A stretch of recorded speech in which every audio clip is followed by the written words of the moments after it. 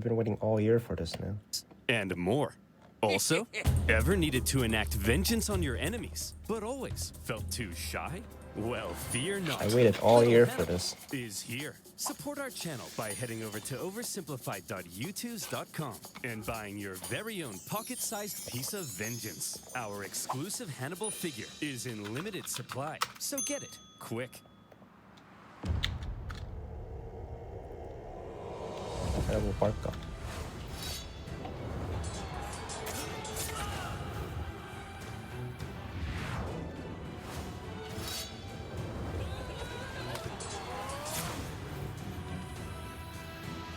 The Battle of the Territory. What? Famous. For Sunday.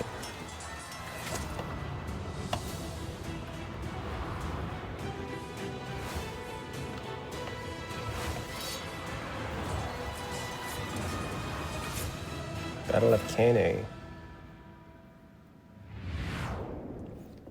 I waited a whole fucking year for this shit, man.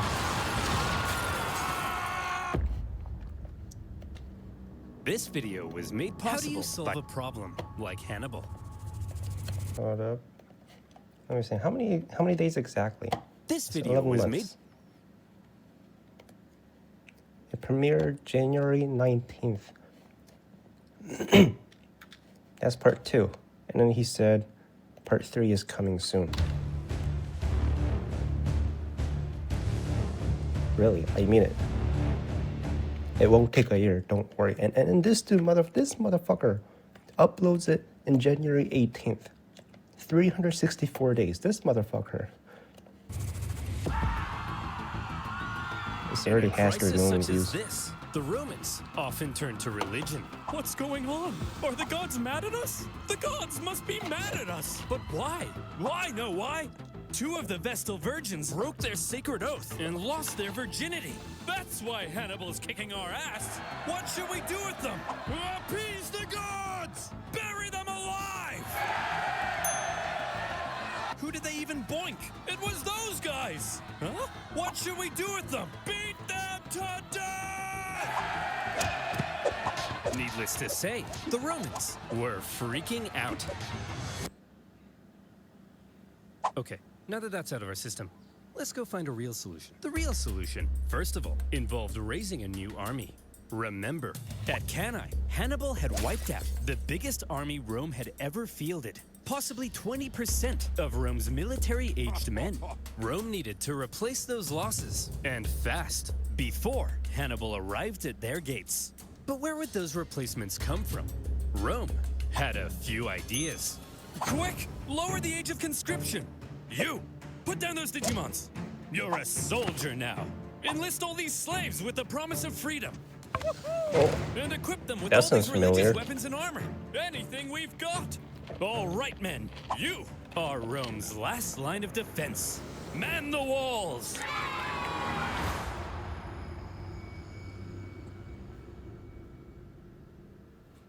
After the earth-shattering defeat at Cannae, this is the 50 Romans minutes long. expected Hannibal to arrive at their Oh, gates boy. any day now. In Hannibal's camp, the mood was triumphant. We did it! We won! So when do we march on Rome? Today? I'm free in 10 minutes. Whoa, slow down. We're not going to Rome. We're staying right here. Are you an idiot, Hannibal? No, I'm smart. We don't need to march on Rome, because after what we did, the Romans are definitely going to surrender. Watch. Hey, Jim Bob. Yes, sir? Go to Rome and discuss peace terms. Yes, sir. Hey, I'm here to discuss peace terms. Piss off! They told me to piss off! What? They didn't surrender?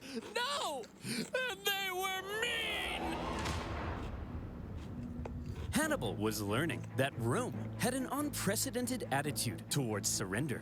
Even when Hannibal offered to ransom thousands of prisoners back to Rome, a pretty common practice in ancient warfare, the Romans refused, opting to let their own men be sold into slavery rather than paying a penny to the enemy. It was clear that in order to defeat Rome, you had to annihilate them. If any Roman man was still standing, you hadn't yet won. But still, Hannibal decided not to march on Rome, and it was a controversial decision. Even one of his own commanders famously told him, "Hannibal, You know how to win a battle, but you do not know how to win a war. From Hannibal's perspective, perhaps he knew his army was designed to survive behind enemy lines and sow chaos. It may not have been well equipped to undertake a risky siege of one of the most fortified cities on Earth. Plus, with many of the southern cities defecting to his side after Cannae, Hannibal likely thought things were going pretty well, as is.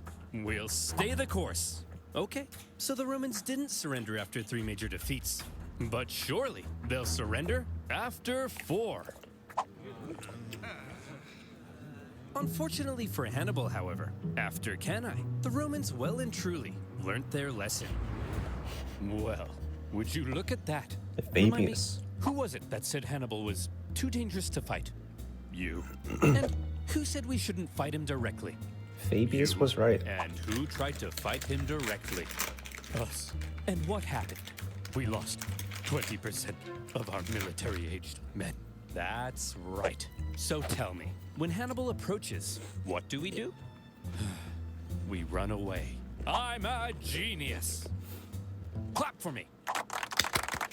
After Cannae, Fabius Maximus kind of became the unofficial leader of Rome.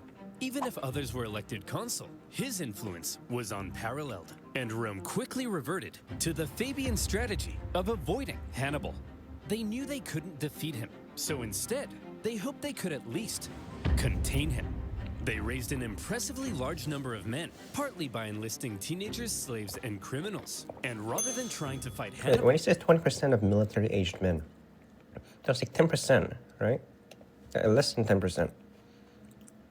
Because we have to count the women too. They instead turned their attention towards those treacherous southern cities that had switched sides. Thanks for joining the winning team, guys. 20%. You still have 80% All left. you have to do is provide me some troops and defend your own city, since I'll be too busy to defend it for you.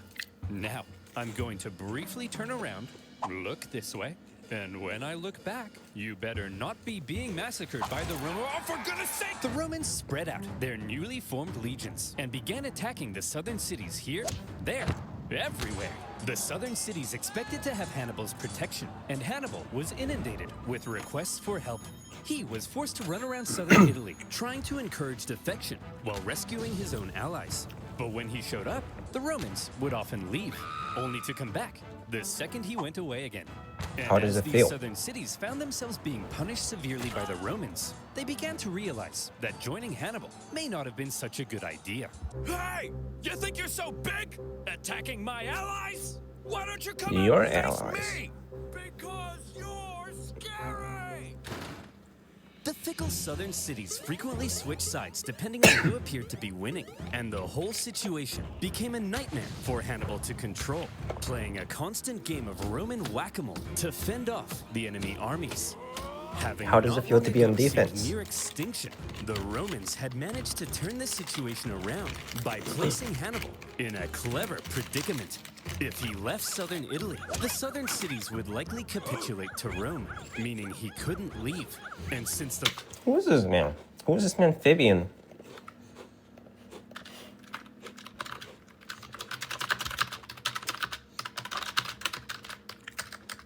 Who was Fabian, and why was he so wise? He was a Roman statesman. He earned the nickname the Delayer for his strategic approach to dealing with the Carthaginian general Hannibal. Why was he considered wise? Attrition of... Okay, but how did he get his knowledge? Get his military knowledge.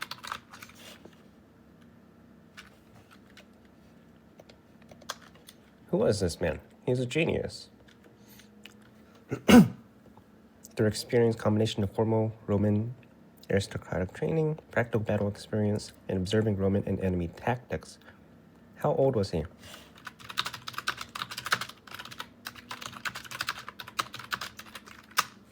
How old was he?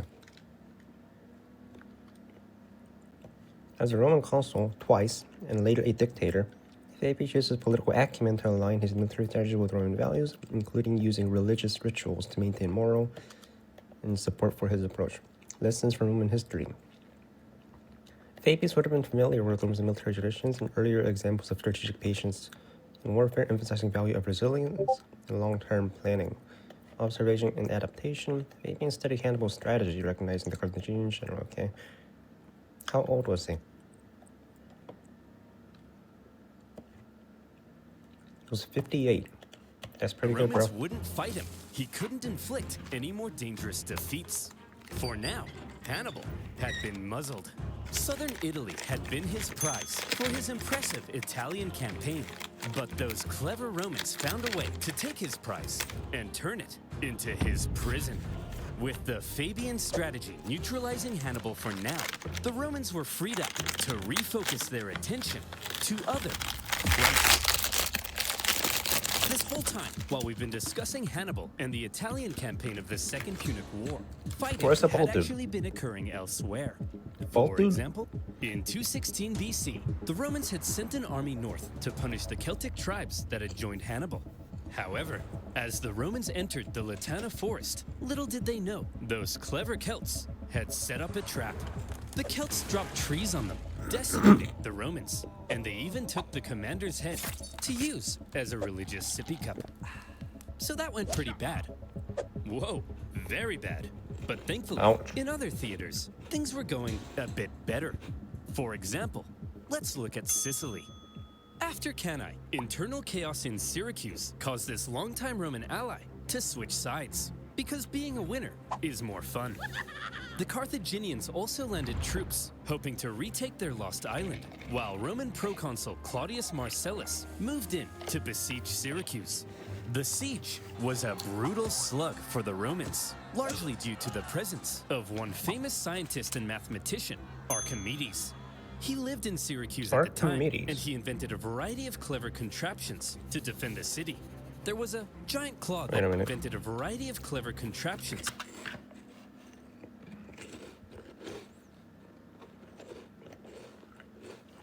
13883 divided by 33 is 42069.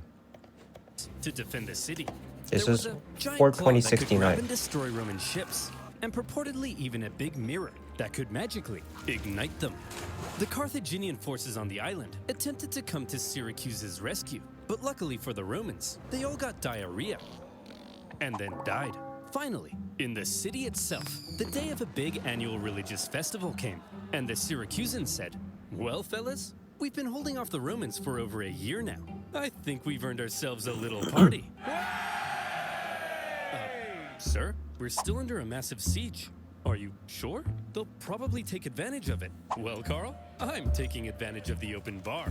Sir, they've got battering rams. Well, Carl, I'm ramming these hors d'oeuvres into my mouth. Sir, they'll tear down our walls. Well, Carl, I'm tearing it up on the dance floor. Sir, they're literally at the gates. Well, Carl, I'm literally at the cheese platter. Marcellus took advantage of the drunken festivities, stormed the city, and plundering ensued. In the chaos, Marcellus ordered Archimedes be captured alive.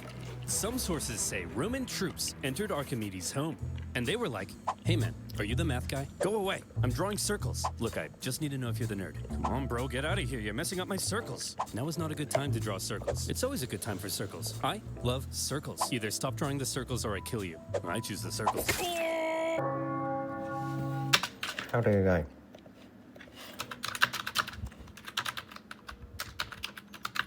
How did he die? He was a brilliant Greek mathematician. Died in 212. During the Roman capture of Sicros in the Second Punic War, his death was attributed to Roman soldier despite orders from the general Marcus Claudius Marcellus to spare him. Circumstances. Oh, so he was supposed to live. The general told him to keep him alive. The encounter with a Roman soldier. According to historical accounts, Archimedes was engrossed with his mathematical work or drawing diagrams in the sand when the Roman soldier approached him. One version of the story states that Archimedes asked the soldier not to disturb his work, saying, "Do not disturb my circle." It's true. It's true. He was really like, "Do not disturb my circles." That's actually comedic. Securing Archimedes by Do not disturb my circles. The soldier, either misunderstanding or acting out of frustration or disregard, killed Archimedes on the spot. Violation of orders. General Marcellus had reportedly ordered his soldiers to spare him because of his immense contribution to science and engineering. When Marcellus learned of his death, he was reportedly deeply saddened. 210 BC, the Romans did secure Sicily and also put down a Carthage-supported rebellion on nearby Sardinia. 2 Roman successes, and there were more to come. After Cannae, King Philip V of Macedon saw an opportunity. He was concerned with recent Roman expansion into Illyria, and so, when he saw Hannibal annihilating the Romans in Italy, he said, "Oh my gosh, hey! Hey, Hannibal! Oh my gosh, you're so cool! Let's form an alliance and annihilate the Romans together!" Sure. Yes!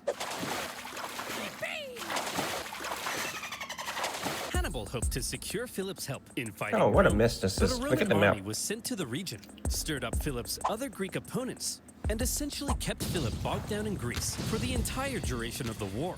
Another kind of Roman success. But the main front Rome was hoping to push Carthage back in was Spain.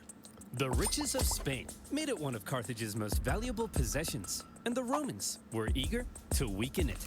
Remember way back at the start of the war, the consul Scipio was supposed to go to Spain, but ended up rushing back to Italy when he realized Hannibal was crossing the Alps. He then faced Hannibal at Ticinus and had to be rescued by his son. Well, after he recovered from his wounds, he proceeded with the original plan and joined his brother in Spain. There, the 2 Scipio brothers fought a successful campaign against Hannibal's brother, Hasdrubal. Over the next few years, they won a number of key victories, even taking Saguntum, the city that had kick-started this entire war. Yet more Roman success. A trend appeared to be emerging. Whenever the Romans fought anyone other than Hannibal, they usually came out on top. Perhaps these other fronts would be the key to Rome taking back control of this war. Perhaps it was time for Rome to return to their old ways of being the aggressive go-getters. And perhaps it would help if Rome had Scipio. a Hannibal of their own. Let's go, Scipio. Scipio, the younger, was the son of Publius Scipio, currently fighting in Spain. This made him a member of one of Rome's most See, the prestigious Romans can families. win. Not much is known of his childhood, although there is one story of how he was getting hot and heavy with a young lady, only to have his dad barge in and drag him out wearing nothing but a cloak. This story was written by a Roman poet to make Scipio look bad. Even him, whose hand did oft accomplish mighty exploits gloriously, whose deeds wane not but live on to this day, the one outstanding man in the world, him with a single mantle his own father dragged him from a lady's loved arms. But by modern standards, has ended up making him look pretty rad. My guess is if Rome had a high school football team, Scipio would be the quarterback. Scipio was only 18 when the Second Punic War broke out. He was at the Battle of Ticinus, where he famously rescued his father, and he was one of the survivors of the Battle of Cannae, after which he threatened to cut down any man who dared abandon Rome. He was a natural leader and up to his ears in spunk, and therefore he rose through the Roman ranks shockingly fast. We need a new military tribune, but Hannibal has killed so many men, we're running out of options. Put me in, coach! Scipio, you're only 20. You can't be a tribune. Come on, coach. Put me in. Well, you do have a lot of spunk. All right, you're hired. We need to elect a new aedile. Who do we have left? Put me in, coach. Scipio, you don't meet the minimum age requirement. I got this, coach. I got this. Well, okay then. You're in. I want to see this man. Scipio. The younger.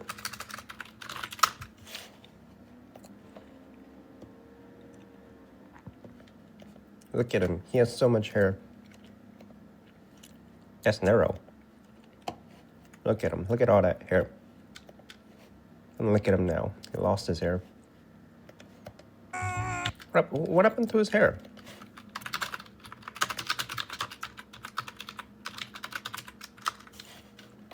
Did he shave it off or what? Was noted in the ancient sources for prematurely losing his hair. By his mid-20s, Scipio is described as having been completely bald. Why did he lose his hair? Due to natural causes such as genetics, stress, health conditions. Who's his father? I want to see his father.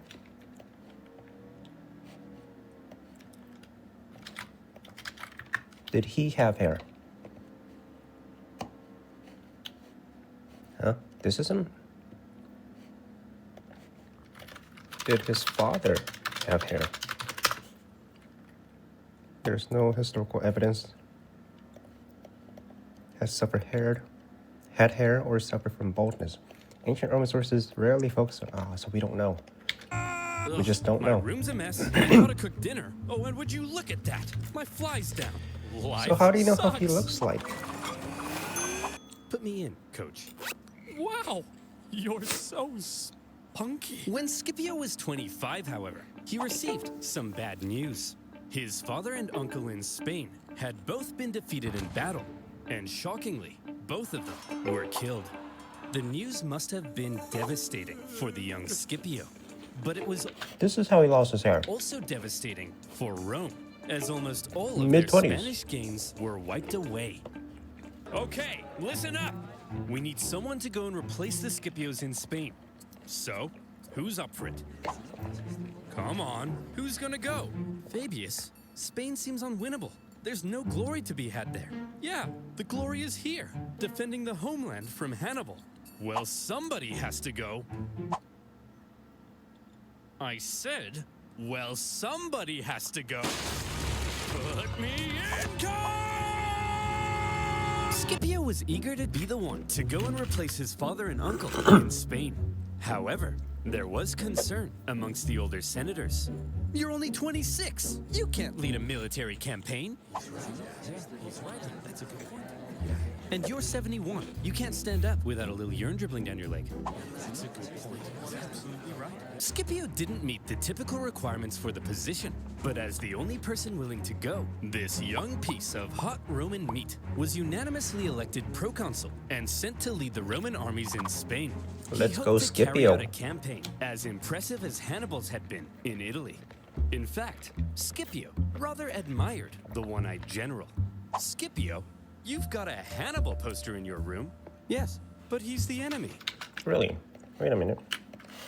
What did Scipio think of Hannibal? You always have to respect good generals, right? Enemy or not, they're pretty good at what they do. Scipio Africanus held a profound respect for Hannibal as a military commander, even though they were adversaries during the Second Punic War. Accounts from ancient historians such as Livy and Polybius highlight the mutual regard these two titans of warfare had for one another. Here's what Scipio believed to regenerate.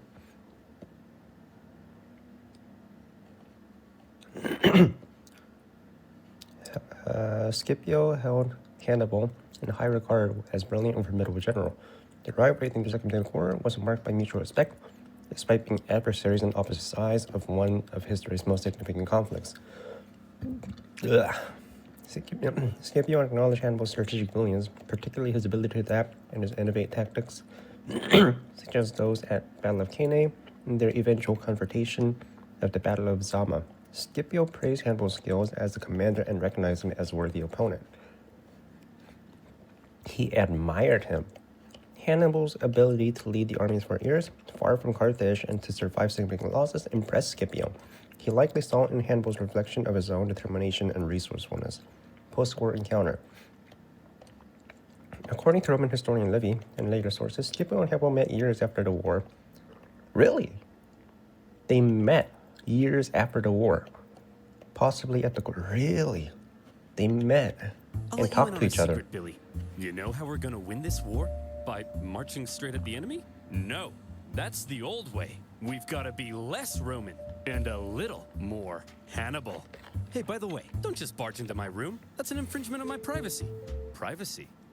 Privacy, you say? Oh, here we go. Well, Scipio, if it's privacy you want, then you, VPN. my friend, need more NordVPN. Don't touch me. How would you like to be innocently downloading inspirational photos of Nicolas Cage, only to realize I'd it's love it. malware stealing your data and Oh. telling all your friends you still sleep between your parents because of scowy dweens? Yeah, didn't think so. And that's why you need NordVPN. With a single click, NordVPN connects you to secure servers around the world, keeping you safe Oh, from malware really? and other online How threats. much is it? Their I really Threat want the Protection service. Pro features go the extra mile in preventing your data being stolen by scanning your downloads for malware, blocking malicious websites, Oh and my even detecting God. fake online shops. Oh my Dolce and God. Banana.com? I Oh, don't think really? so. But that's not all. With NordVPN, you're not just protected, you can also unlock better deals in other regions and access content that isn't available in your country. So get Holy shit. protected today by Oh, heading to I will. NordVPN.com. I'm here right now. /Oversimplified and grab an exclusive deal with 4 extra months for Oh, free NordVPN. free. That's NordVPN.com /Oversimplified. And as always, you'll be supporting my channel. So thank you. Now, where were we? Oh yeah. Hannibal contained a young piece of hot Roman meat sent to lead the Roman armies in Spain. Scipio was charismatic, extremely confident, bold, and probably most importantly of all, he thought differently from other Roman generals. So, Skippy, what's the plan? Don't call me that. We're Roman, so same thing as usual, right? We march straight at the enemy, right? Get this, Billy. No, we don't. What? Scipio was a real outside-the-box thinker. There were 3 main Carthaginian armies in Spain, 2 led by Hannibal's brothers, Hasdrubal and Mago, and another led by Hasdrubal Gisco. Most Roman generals might have looked at these armies and said, I just gotta, march straight at these guys and kick their ass and stuff. But Nope. not Scipio. You gotta bait him in. At a time when many believed winning battles won wars, one of Scipio's greatest strengths was an ability to see the overall strategy behind his actions. He knew that Spain was the closest thing Hannibal had to a base of support. With its mass resources and manpower, it's where Hannibal likely hoped to get supplies and reinforcements So from. Scipio knows how to win wars. Hannibal knows how to win battles. Spain's base of support was the city of New Carthage, the most fortified city on the peninsula, perfectly positioned to communicate with and receive supplies from Africa. And so, if Scipio managed to take New Carthage, he could take Spain. And if he took Spain, then maybe Hannibal would fall. To Scipio, Spain wasn't just some sideshow. It was the main show, and it all rested on New Carthage. But a surprise attack on Carthage's capital city in Spain? It was They a move? When did they ridiculous. move? Hold up, that's the new capital. Carthage. Move capital. During the Second Punic War. And why? No, they did not move.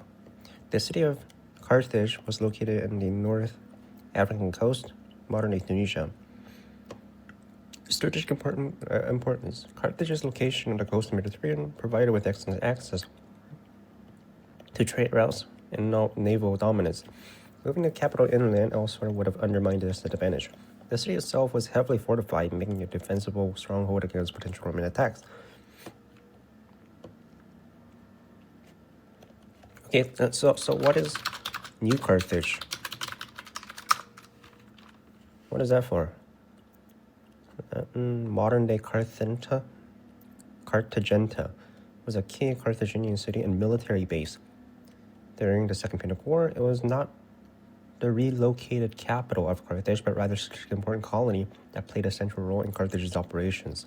Origins of New Carthage was founded in 228 BCE by Carthaginian general Hasdrubal the Fair, Hannibal's brother-in-law. He had a brother-in-law, Hasdrubal. It was established as part of Carthage's expansion into Spain to control valuable silver mines and to serve as a base for military operations. The name New Carthage symbolizes status as a major outpost. So it's not the capital. Idea. Even if you pull off the 7-day forced march past the Carthaginian armies to New Carthage. Once you get there, you'd only have a couple weeks to take the city before the Carthaginians arrived to kick your ass. Hasdrubal, that's his cities brother-in-law. that fortified usually took months, if not years. So, Scipio, how are you going to pull this off? Well, first of all, to make sure the surprise plan stayed hidden, Scipio kept it a total secret, even from his own men. Where are we going, Skippy? I'm not telling you. Is it Disneyland? I'm not telling you. I think that means we're going to Disneyland. This secrecy kept the Carthaginians from preemptively reinforcing the city. As a result, New Carthage was left under-garrisoned because the Carthaginians believed it to be kind of naturally impenetrable. It was surrounded on 3 sides by a lagoon and only accessible via a narrow isthmus. What's an And isthmus, that's where they're you gonna ask? come from. Maybe read a book. All right, Scipio, you made it to New Carthage. Now the other Carthaginian armies are only a 10 days march from coming and kicking your ass. Got 10 Just days, bro. What were you thinking?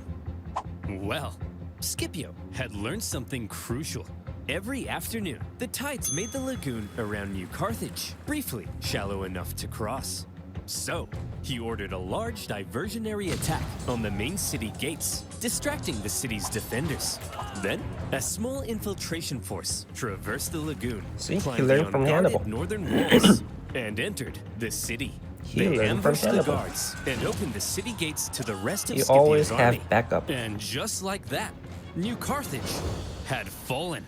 In a single day, Scipio learned had it from taken Hannibal. Carthage's capital city in Spain. Because if you And he realize made anything it about Hannibal, look he easy. always had a backup With hidden. it, he seized much of Carthage's war supplies, several silver mines near the city, and various powerful Iberian tribes even joined his side. And now he was in a great position to take on the other Carthaginian armies in Spain. Wow, Skippy, you're amazing. Don't call me that. How'd you know the lagoon would get shallow? It's almost like you speak to the gods. No. I told him. All the local farmers know about the yes, that's it. I speak to the gods.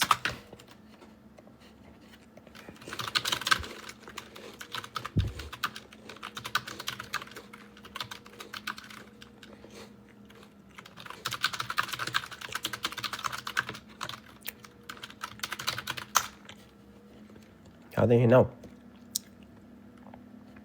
Scipio Africanus' knowledge of the ties and how they help him cross into New Carthage, his success, is often attributed to his keen strategic planning.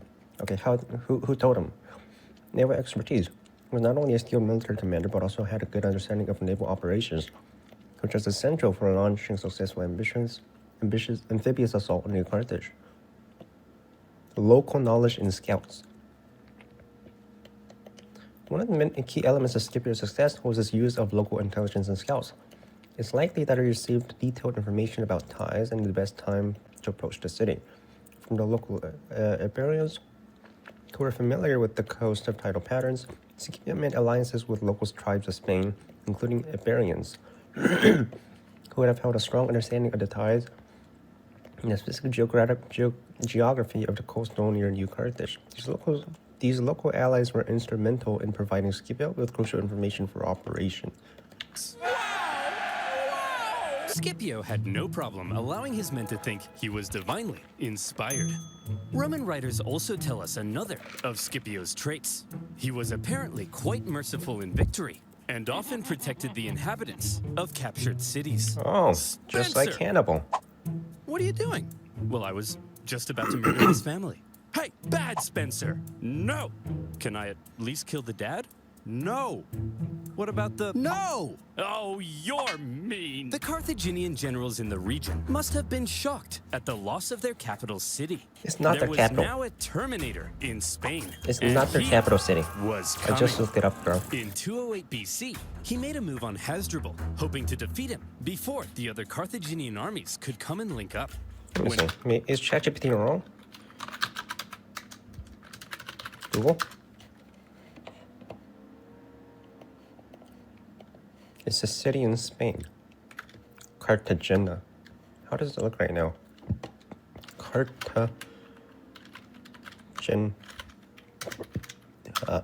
Spain.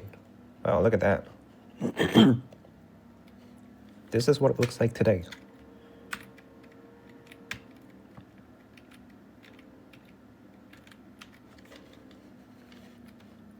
When Hasdrubal What heard that city Scipio turned was into. coming, he said, Hasdrubal did the sensible thing and climbed a big hill for safety. Hey! Get down here! I want to kill you. Fat chance, Vin Diesel! Well, he doesn't have to be rude. So what's the plan then, Scipio? This time, we march straight up and at him. Right? Right, Scipio? Billy? No. Scipio once again displayed a distinctly not Roman approach to fighting, when instead of marching straight up and at him, Scipio feigned a frontal skirmish, only to pull off a surprise uphill envelopment. Not an easy thing to do, but Scipio had trained his army to pull off maneuvers that typical Roman armies couldn't.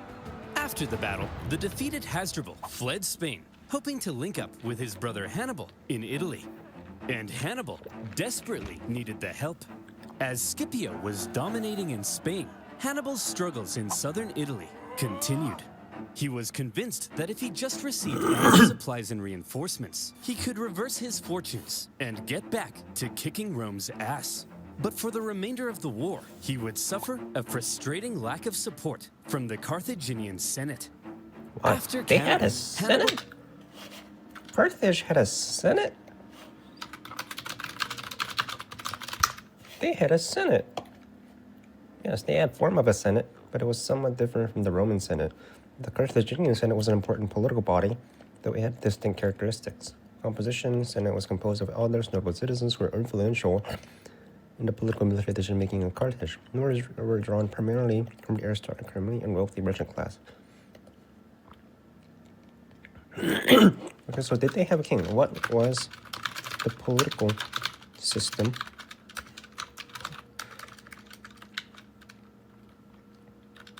of Carthage? Was it like a democracy or was it like a hierarchy?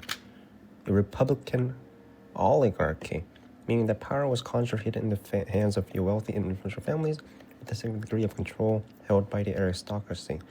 Carthage's political structure was unique, reflecting the status of wealthy mercantile city-state with a military focus. Okay, so what was Romans' political structure?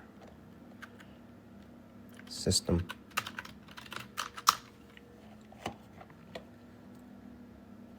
Transitioning from a monarchy to a republic, eventually into an empire. So, what kind of republic? There's a republic. Rome is a republic. Carthage is a republican oligarchy.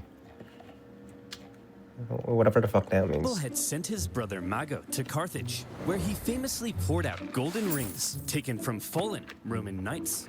He told the Senate that with reinforcements, Hannibal could finish the job. But a growing faction in the Senate, possibly jealous of Hannibal's rising influence, opposed sending any help. In the end, a large number of the reinforcements gathered for Hannibal now ended up being diverted to stop Scipio in Spain. Just as he had hoped, Scipio's campaign in Spain was actively harming Hannibal in Italy.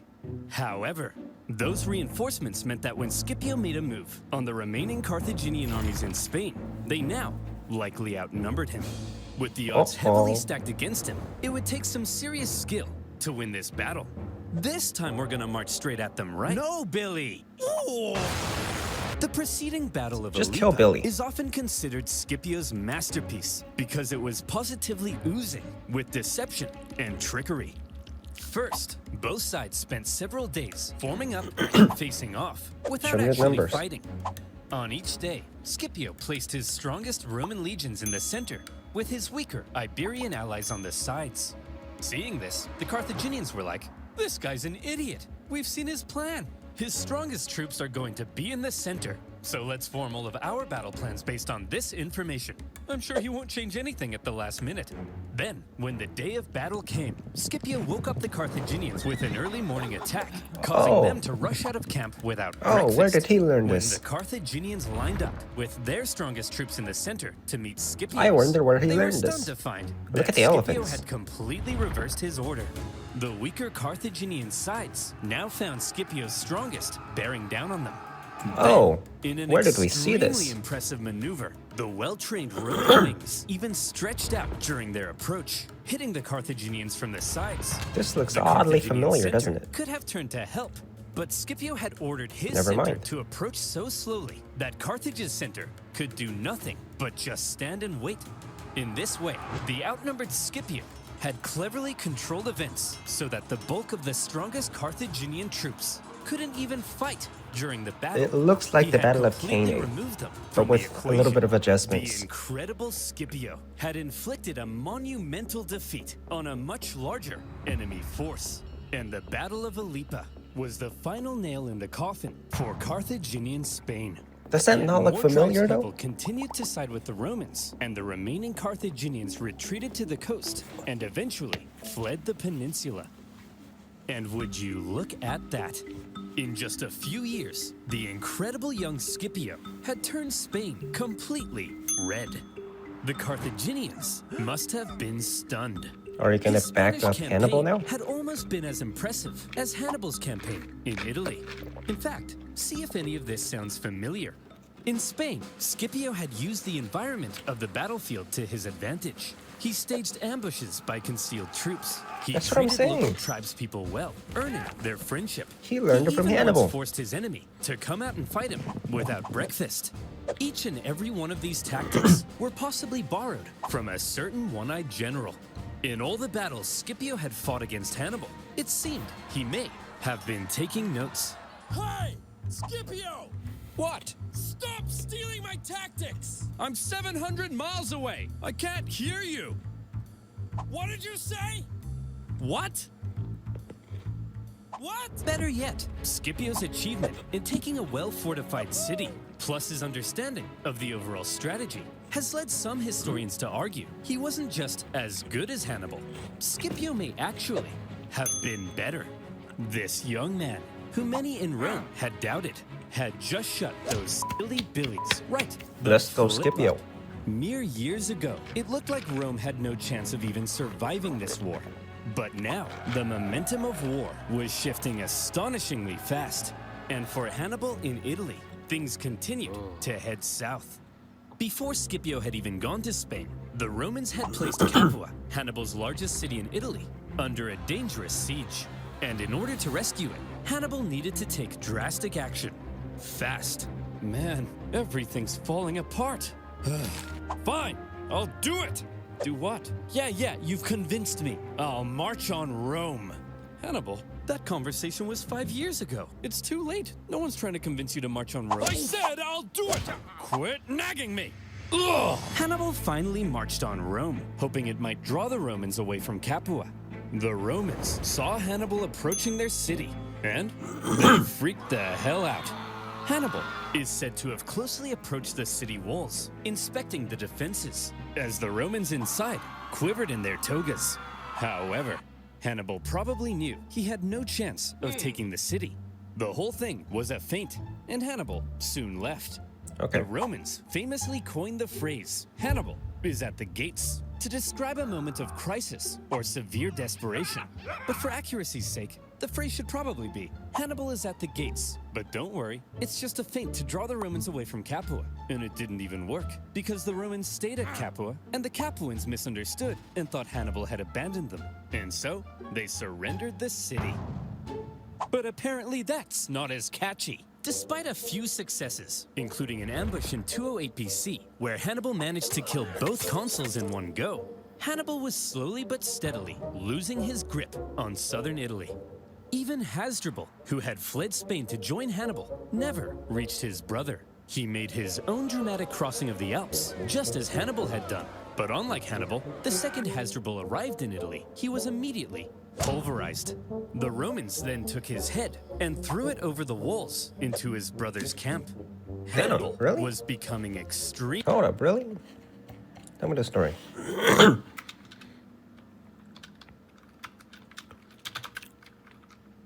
Did Rome behead Hasdrubal and give it to Hannibal?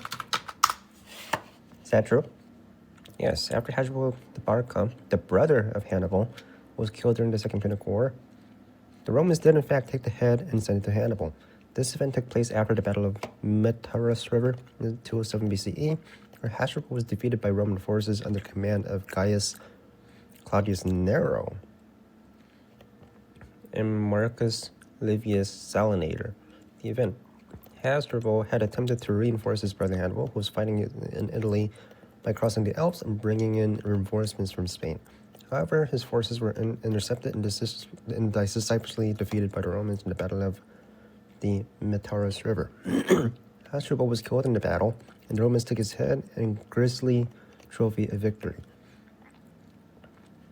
He sent the head to Hannibal, who was in the southern Italy at the time, in a move that was both symbolic and strategic. It was meant to demoralize Hannibal by showing him that his brother's army has been defeated, and it marked the end of any immediate hope for reinforcements or support from the Carthaginian forces. Psychological impact. Hannibal, already enduring difficult conditions in Italy after years of campaigning, was deeply affected by his loss and the destruction of his reinforcements army. The sending of Hasdrubal's head was an effort to make the defeat even more personal and to emphasize the totality of loss. This event was marked a turning point of the war, as Romans gained the upper hand. This was a turning point and began to push back against Carthaginian forces in Italy. Did Hannibal say anything about it? Or did people just infer that he was sad? Yeah, reportedly emotional to the news. He was emotional. It's reportedly reacted emotionally to the news of his brother, Hasdrubal Barca's death, and the gruesome gesture of sending his head to him.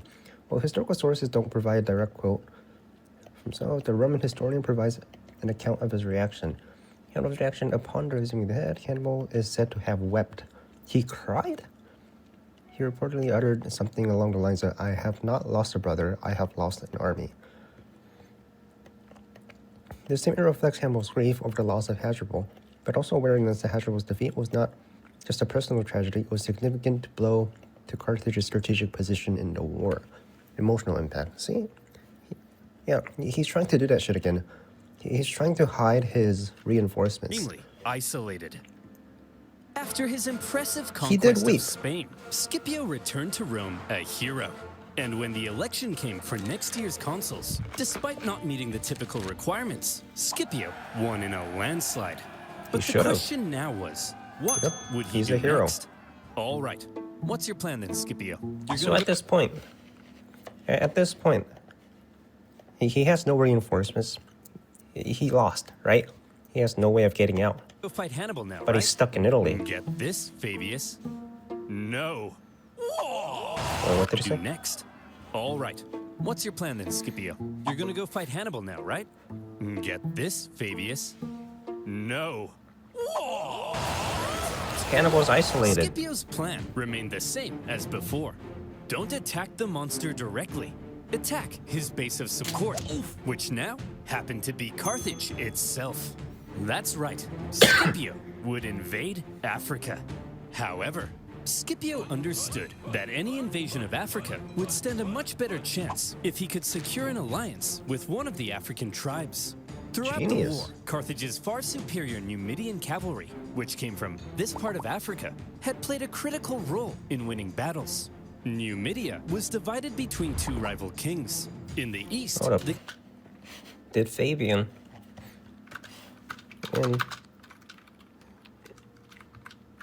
when what was it, Scipio was discussing what to do with Fabian, did Fabian want Scipio to fight Hannibal now? When Scipio and Africa discussed strategy during the Second Punic War, Fabius did not want Scipio to engage and handle it directly at the moment. Okay, so he didn't want it. If Fabius was known for delaying tactics, earning him the nickname the Delayer, his strategy was to avoid direct confrontation with Hannibal and instead wear them down. Scipio, on the other hand, had a more aggressive approach. He believed at the time had come for Rome to strike decisively, especially as he prepared to launch campaigns in Spain, targeting Carthage's resources. Scipio's perspective was that he could take the fight to the Carthaginian forces. So Fabian wanted to delay, Scipio wanted to go to Africa. Fabius did not support Scipio's desire to immediate confrontation with Hannibal. He preferred to continue strategy avoiding direct battles with Hannibal, believing it would be foolhardily fight him at full-scale engagement until Roman military had recovered from earlier losses. Fabius also recognized the importance of not risking another catastrophic defeat at Cannae, and he wanted to avoid giving Hannibal the opportunity to exploit Roman weakness. Okay, so Fabian didn't really say that. King Syphax had sympathized with He wanted to Rome delay for much again. of the war, and so at some point, Scipio visited Syphax to ratify a treaty. It just so happened, however, that the Carthaginian general Hasdrubal Gisco, whom Scipio How many had fought in Hasdrubals do you Spain, have? also arrived at the exact same time. And so Syphax invited both Scipio and Gisco for a meal. Hello. The two men fought for Syphax's alliance, and by Roman accounts, Scipio was positively charming. Come on, He knows how to Syphax. charm. Stick with us Romans. We'll build a naked statue of you. Very enticing. If you join our side, Syphax, we'll give you a 2% discount on figs. You like figs, don't you? Not really. Hey, Syphax, check this out. Let me see what happened. When Scipio and Hasdrubal were discussing about alliance with Sifrock. What? What? Wow! Not real, Syphax. Syphax.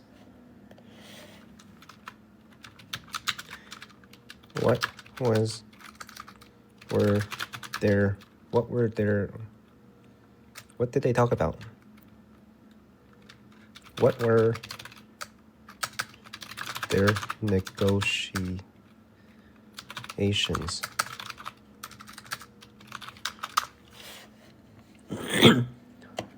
Hannibal's brother. He had another fucking brother.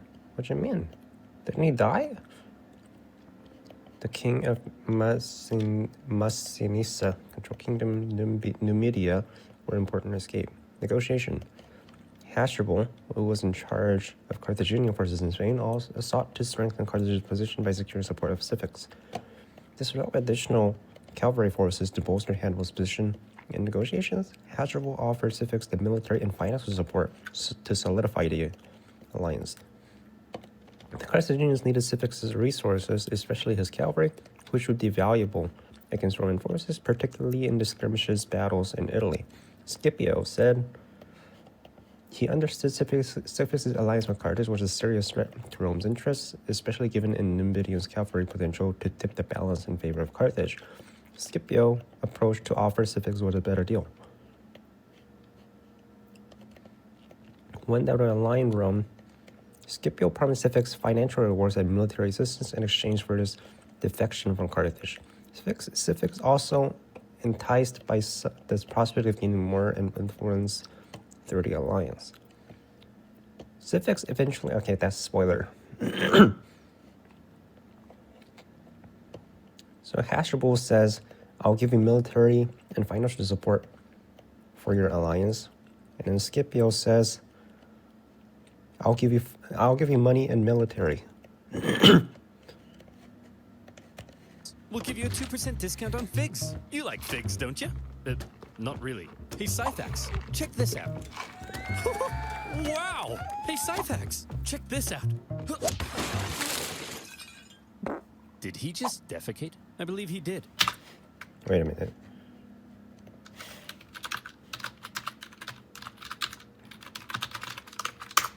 Did he defecate? Hello? What? No. No. What? Hey, yo, ChatGPT.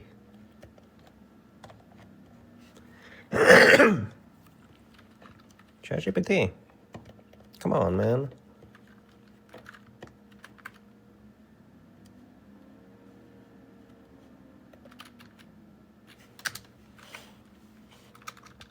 What? How did the negotiations go? And what are some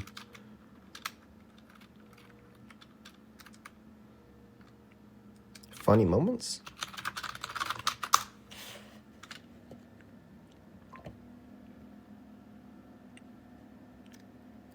As they involved securing alliance apart from the meeting king, as Carthaginian offered the civics sought loyalty to Carthage primarily to bolster their cavalry forces, financial support, humorous element. Given his local image and confidence, somewhat arms figure would probably have been quite serious and strategic in negotiations. Imagine him passionately dealing with glory of Carthage, trying to convince his inability. Scipio's counteroffer doesn't really say anything. Oh, humorous element. Imagine Scipio offering civics a seat at the Roman table. Use salesman pitch. Civics probably had to stifle a laugh at how dramatically stakes had shifted.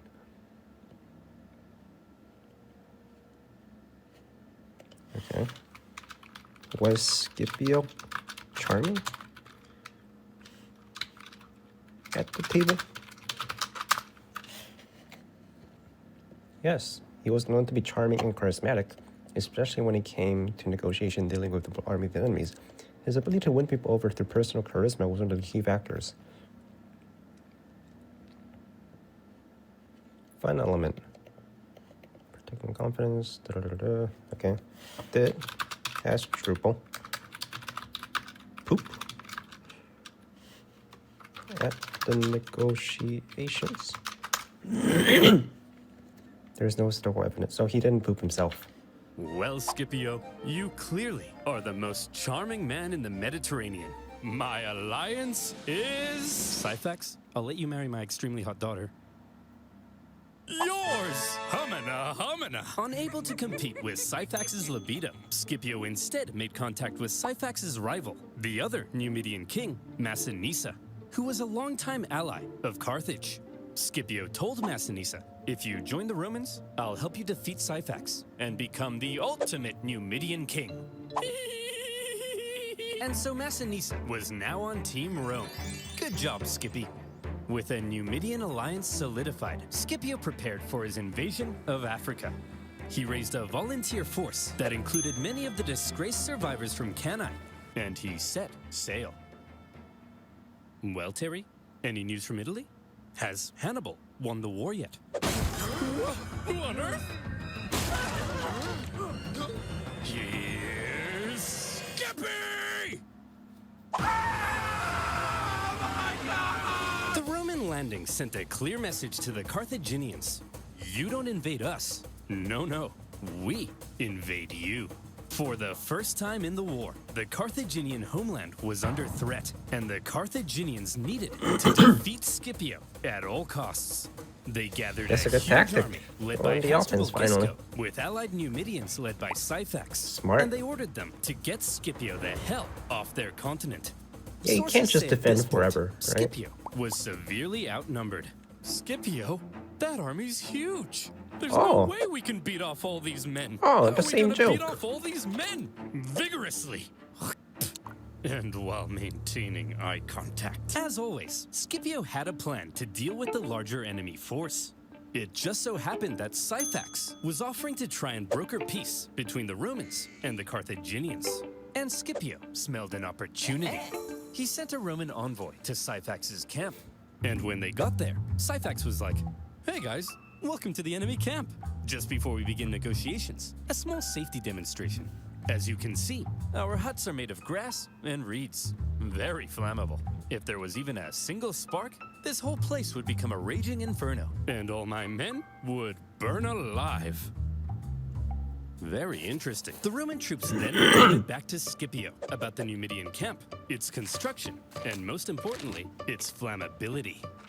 Then, the following night, as the sun was setting over the beautiful African plains, and the Carthaginians got all comfy in their beds, they began to gently dream of Carthaginian figs and child sacrifice. Good night, Carthaginians. Good night, Syphax and Gisco. Good evening, Scipio. In the night, shadowy Roman figures approached the Numidian camp. As the Numidians lay in their beds, Scipio executed his plan. The camp erupted into flames. With the flammable wooden huts, the fires spread terrifyingly fast. Men were burned in their beds. Those who awoke in a panic, believing the fire to have been some kind of terrible accident, rushed to the exits without their weapons and armor. Those who saw the fire from the Carthaginian camp also rushed out unarmed. And when they got there he was. Scipio, the Romans, and their steel.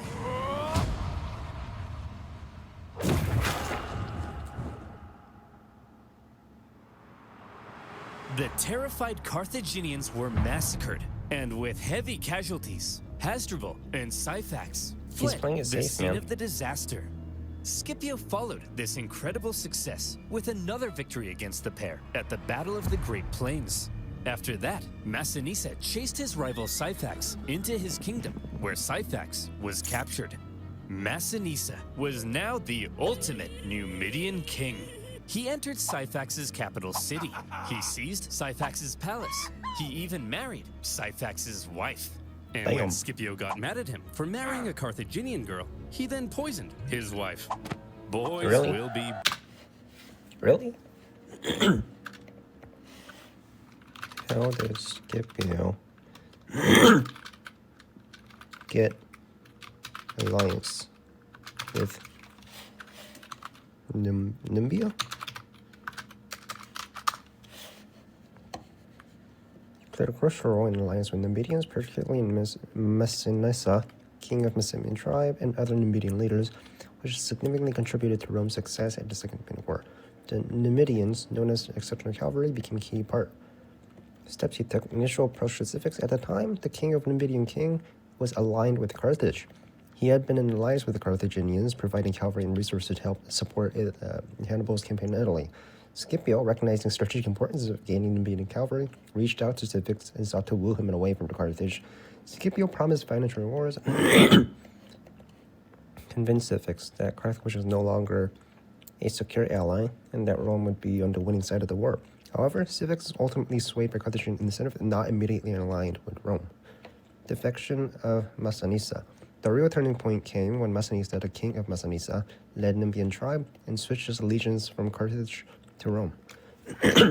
Massinissa was initially aligned with Carthage but had long-standing grievances, particularly over the control of Numidian territories.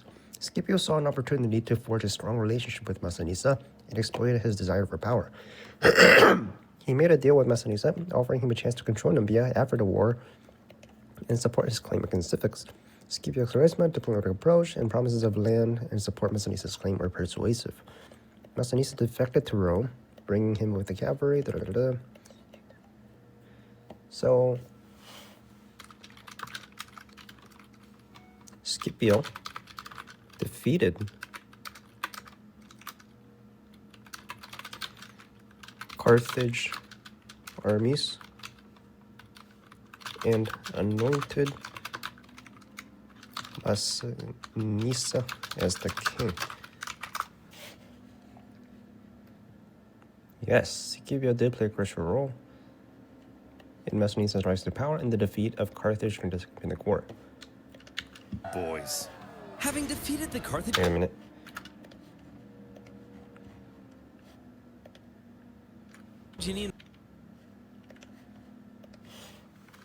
Did Massinissa... What happened to Hasdrubal's sister? And was she sold off as a sold off to marriage?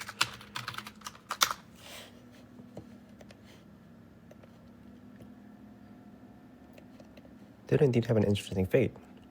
The marriage of Hasdrubal's sister, marriage to Roman general, was married to Quintus Fabius, Roman general, political marriage.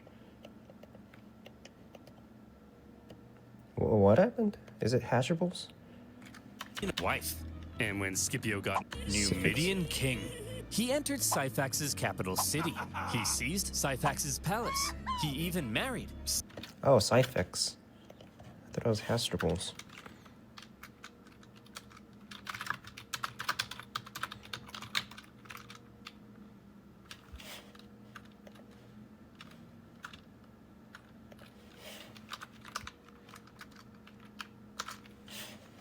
Syphax's wife.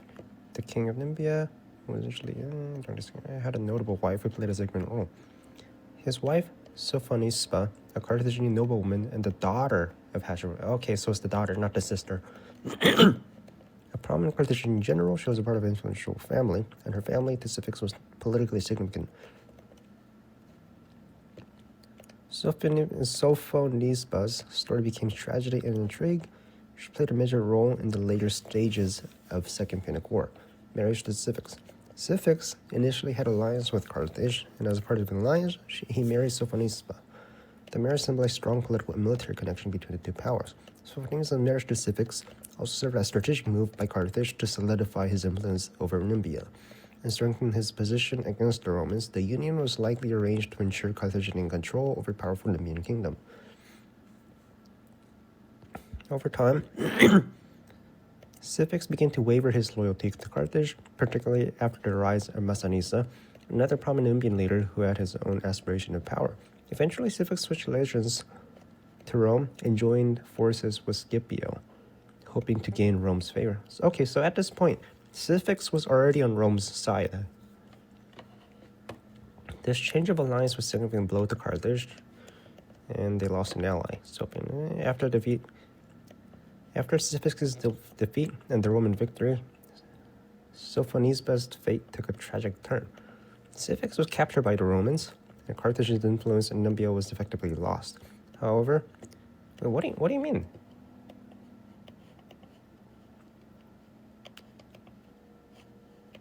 So Syphax was beginning to go to Rome's side, right? And he was defeated by the Romans?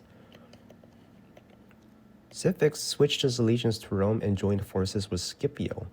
Okay, so how was he defeated if he was already with Scipio? He was captured by the Romans and influenced Nubia was lost. However, Sophonisba, still being married to Syphax at the time, was caught in the crossfire in the shift of alliances.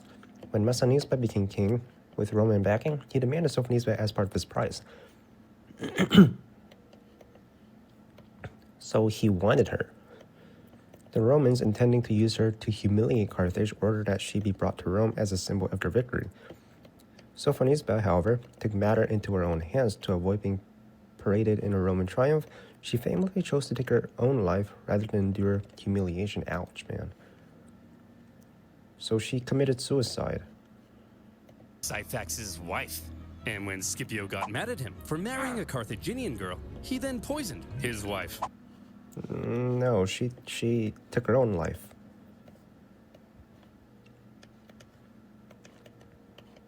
The Romans intended to use her as to humiliate Carthage. That's not what happened. And when Scipio got mad at him for the Romans were going to take her to Rome to humiliate her. marrying a Carthaginian And girl, then Sophonisba took her own life. Boys will be boys. Having defeated the Carthaginian armies in Africa, almost nothing now stood between Scipio and Carthage. And the Carthaginians were freaking out. What do we do? What do we do? There's How does only it feel? one thing left to do. Recall him. Here we go. Well, Hannibal, you've been Battle here of in Zama. Italy for 16 years. This is practically your home. You're basically Italian. Yes, Gerald. And I've had such a lovely time. I Really? ate spaghetti, did this with my hands. I've committed my whole life to this campaign. And once Rome has fallen, it'll all have been worth it. Hannibal, man. you have to return to Carthage. Your Italian campaign has been for nothing. Your whole life has been a waste. No! Imagine being Hannibal in this moment. You left Carthage when you were 9. You probably barely even recognize your own homeland. The kingdom he had built in Spain with his father, gone. And now his Italian campaign, his vengeance. Was it really all for nothing? But that was that.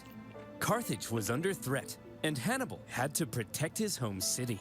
As he left Italy, in Rome, there was celebration, but also some trepidation. Now, Scipio would have to face Hannibal in Africa, where Hannibal would have home advantage. While Hannibal was on his way, the Carthaginians stalled for time and approached Scipio for peace talks. Hey, look, we never meant to start an all-out 2-decade-long war, but you did. No, that was Hannibal. He's to blame for all of this. Well, all right then. Sign this peace treaty. Okay. Let me just get my signature right on there. He's here. Yes. Oh, look who's here, you bald prick. There we go. You're Battle of so Zama. dead now, Skippy. Don't Call me there. Wait a minute. Skippy. What? Did Scipio have a nickname? Skippy? Is this true? I mean, I doubt it, but no. Alright. Don't call me that! After Carthage proposed peace, only to then go back on it, the normally merciful Scipio was enraged. He Okay. began... When Carthage... Did Carthage offer Scipio a peace plan? A treaty? Yes, he did indeed offer Scipio a peace proposal in the Second War, but it came late in the conflict and was rejected. The offer happened after Hannibal's defeat was becoming inevitable, particularly in after. Okay, what about before? What about before?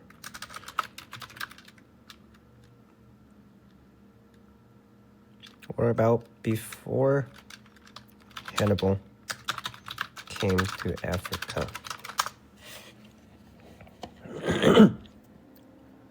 Africa. Before Hannibal arrived in Africa to threaten Carthage itself, there was another peace offer made to Scipio. This took place while Hannibal was still in Italy, before he crossed over to Africa before the Battle of Zama. Carthage's initial peace offer. While Hannibal was still in Italy, having invaded the Italian peninsula and won significant victories like Cannae, the situation like Carthage was dire.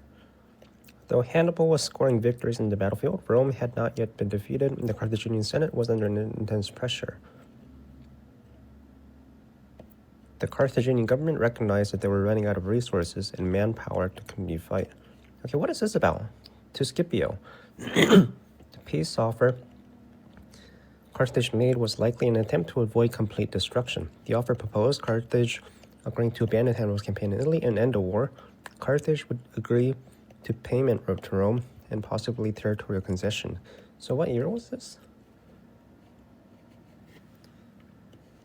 So Battle of Cannae was 216 BCE. The Battle of Zama was 202, so it's like 14 years after. It's important to note that the offer was not unconditional peace, more of an armistice and truce. Scipio's response. Scipio rejected the peace offer. Scipio, being in command of the Roman forces, was confident of eventual victory and knew Rome had the upper hand. He also believed that Carthage was still a threat, and a partial peace agreement would ensure the survival of Rome in the long run. In addition, Scipio recognized the importance of continuing the war in Italy and the stabilization of Carthage's leadership. He believed that Carthage's defeat could only come through a complete military victory, which would break their ability to wage war for generations. Hannibal's after the victory, which Romans killed Hannibal's brother, the situation for Carthage became extremely desperate. As Rome gained the upper hand, the Carthaginian Senate began to panic, and the idea of peace settlement became more urgent. In the wake of losses, Hannibal was called back to Africa to defend Carthage. Scipio rejected the peace proposal because he believed that the Roman Senate would not accept a deal that did not ensure Carthage's total defeat. That's not what the video is saying. They're saying that the Senate didn't. That the Senate. No, the GPT is saying that it was Scipio who rejected the peace offer because the Senate wouldn't be fine with it. Following the rejected peace offer, Scipio Africanus moved his forces in Africa, launching an invasion of the Carthaginian territory. All right. And refusing to accept town's surrender, and instead began burning everything to the ground, selling everyone into slavery. Hannibal, he's burning our towns. Go stop him. Guys, he's obviously trying to lure me out there to fight on those flat plains, where his Numidian cavalry will give him the advantage. It's a trick. Well, it's working. Go and fight him. It's obviously a trap, and we're falling for it. Go and fight him. Hannibal set out to meet Scipio in the Western Plains. And here came Scipio's final test. There we go. Finally, the teacher would face the student. The two greatest Student generals versus of all master. time in one last decisive battle. Would Hannibal's genius still shine through? Or would Scipio prove that he had surpassed the master? Before battle, the two great generals rode out from their camps and met in person for the first time. Met in person? Hannibal, I'm a huge fan. I thought you'd have more hair, and I thought you'd have more eyes. Touché. They then had a conversation, which I'll paraphrase. Hannibal said, "At the start of this war, I had great fortune in Italy. But look at me now, a sad old man who, like other sad old men, failed to conquer Rome. Your fortune can change rapidly, Scipio. You should consider negotiating a peace rather than risking it all in one last fight against me." Very eloquently put. Scipio then replied, Q! Negotiate? Negotiate what? "I took Spain. I'm about to burn your pathetic city to the ground. What could you offer me in negotiations? I already have it all! Ah! Seriously though, Hannibal, I am such a big fan. Okay, how did it actually go? Before the Battle of Zama, did Hannibal and Scipio talk? Yes. The encounter is one of the most famous moments in the history of the Second Punic War. This conversation took place before the final battle to determine the outcome. The context, the peace proposal at the Carthage has sent to Scipio was rejected. Both sides knew that final confrontation would determine the war. In this critical moment, the two generals met for a conversation. Details. According to the ancient accounts, including those by Plutarch and Livy, the conversation between Hannibal and Scipio had a brief but significant moment. Here's what happened. Two generals met before the battle to discuss their respective positions. The exact details of the conversation are not fully known, but it's clear that two were aware of each other's capabilities and understood the gravity of the situation. Hannibal, aware that his forces were under significant pressure and that Carthage's survival was on fire, had a respectful conversation with Scipio. Both had been great leaders of great armies, and the encounter was more of a military dialogue rather than an attempt to negotiate or surrender. Hannibal's respect for Scipio. Hannibal reportedly acknowledges Scipio's military genius. At one point, he said to have praised Scipio's tactics and leadership, noting how Scipio learned from the mistakes of the Romans earlier in the war. Hannibal is also thought to have made a comment in his strategic brilliance, indicating that he had respect for his adversary. Scipio's response, in turn, respected Hannibal's military achievements, but was determined to finish the war once and for all. According to some ancient accounts, Scipio pointed out that Hannibal's victories in Italy had failed to bring Carthage true success, and that Rome had recovered and now was in the offensive. Scipio's confidence in Rome's strength and his own command was evident during their exchange, but he likely saw this conversation, "Hey, what's up?" as a moment to reassert Rome's unyielding position. The outcome of the dialogue ended without any formal resolution or peace agreement. It was clear that both generals recognized each other as worthy opponents, but the war would only be decided through battle, not negotiations. And so, it was settled. The two great generals would face off one last time in the epic Battle of Zama. Watching part 3 of the Second Scipio Punic gave War. his men, consisting of many survivors from Cannae, a pre-battle speech, telling them not only would they gain redemption, but they could become masters of the world. Hannibal told his men probably nothing, because most of them didn't even speak the same language. As the two armies lined up for battle, something interesting became clear. Hannibal had more infantry and hoped to use them to brute strength the Romans. But Scipio had the nimble Numidian cavalry and hoped to pull off an envelopment. It was a complete role reversal of Cannae. As the battle began, Hannibal made his first move. He sent his 80 war elephants to smash through and weaken the Roman infantry. Scipio had the perfect response. He had altered his formation to create passages between the Roman maniples. His light troops stepped aside at the right moment, revealing the gaps ahead of the charging elephants. Elephants, if given the choice between a suicide charge into spears or a nice clean escape, will probably choose the escape. And that's what happened. Some elephants were so frightened from the noise that they even turned and smashed back into the Carthaginian cavalry, which the Roman cavalry good. then engaged. Your move, Hannibal. Hannibal wasn't an idiot. I've He been waiting knew for that this he was video all fighting year. superior Numidian cavalry on open I'm finally plains. watching it. So when his weaker cavalry ended up being routed from the battlefield, he probably wasn't Nice. surprised and hoped the Roman cavalry would be lured as far from the battlefield as possible, because his infantry needed time to do a clever little job. Hannibal had the numerical advantage, and he had positioned his army in three Usually, lines. Hannibal hides the his weaker men, troops right? were at the front, while his best men, the army that had been with him in Italy, were in the rear. As the Romans smashed into the weaker front lines, they managed to cut through them, but suffered losses and exhaustion in doing so. The same with Hannibal's second line, so that by the time the Romans reached Hannibal's superior third line, the two sides may have now been about equal in number. But the exhausted Romans had just fought an entire battle to get there, while the remaining Carthaginians were fresh and ready to go. Hannibal was still a genius. And this is where the final race began. Could Hannibal's stronger infantry finish off the Romans before the Roman cavalry returned from their pursuit? Who would be quicker, the Carthaginian infantry or the Roman cavalry? The answer: the cavalry. They had called off their pursuit just in time to turn around and hit Hannibal from the rear. And that was the deciding move.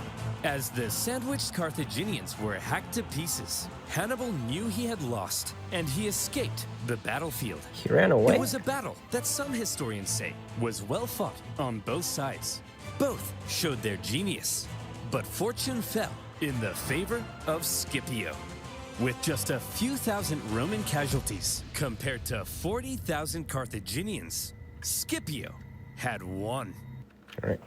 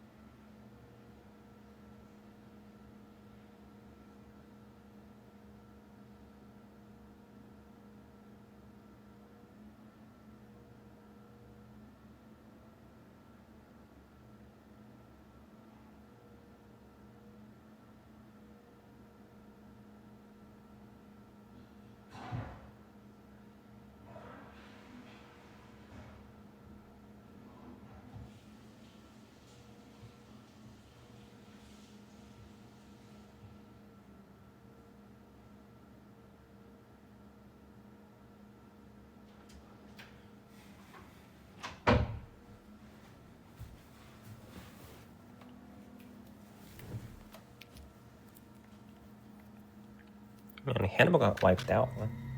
Hannibal advised the Carthaginian Senate that it was time to surrender. 17 years of war, finally over.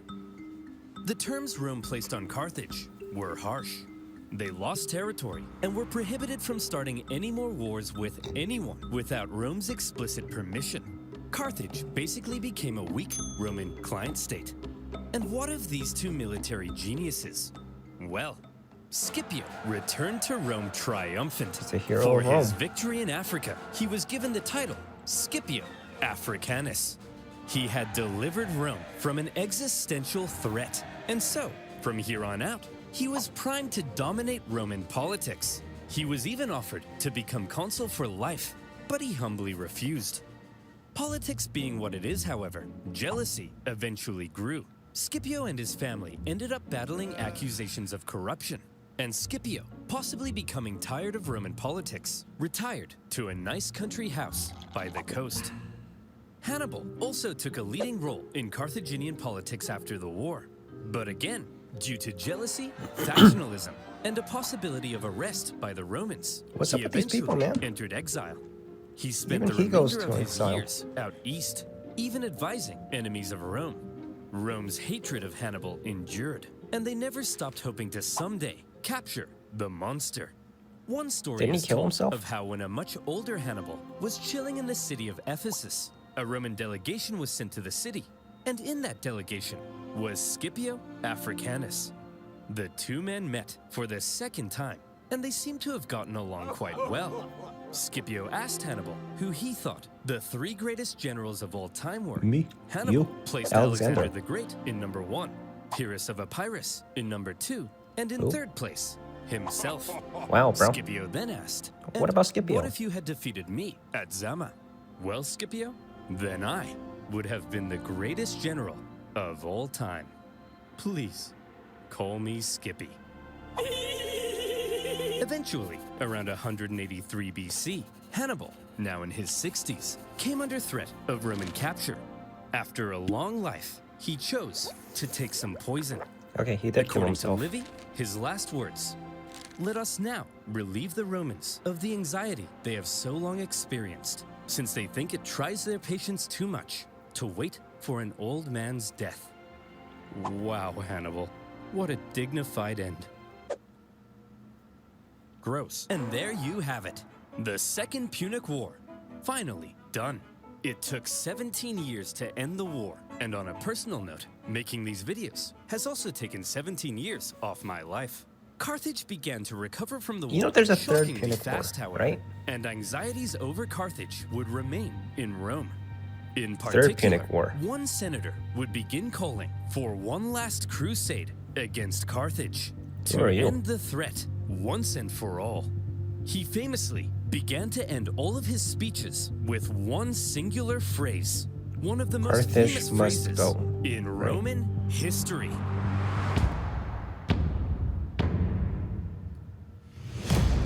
Carthage must be destroyed.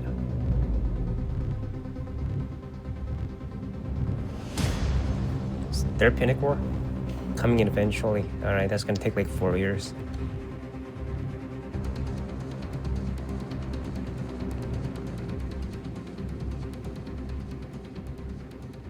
Coming eventually. Third Punic War. Yeah, that's gonna take a while. Calm down, guys. It took 364 days to edit Honey out from this video. I love how it showed us and said video will come out in a year, but 364 days make this so much sweeter. Well played, you legend. Oversimplified. My life changed completely since the last video. Now I have 3 kids, got married, finished high school, graduated college, got a hyping job, travel around the world, retire, moved to Sicily. I can finally die in peace now. Alright, how did that conversation go? How did the conversation, the final conversation between Scipio and Hannibal go?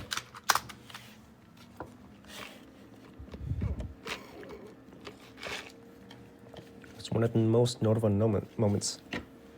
Though it's not fully detailed in ancient sources, the word exchange recorded by historians like Livy and Plutarch. The meeting occurred before. What do you mean before? The fate of Carthage and Rome, the setup. I'm talking about when they both retired. I see, you're referring to the conversation between Scipio and Hannibal after both men had retired. After the Second Punic War, both Scipio and Hannibal eventually retired from their military careers. This meeting between the two occurred several years after the final confrontation in Zama. The two men, once bitter enemies, had the opportunity to meet in a more peaceful context. Here's what we know about the encounter.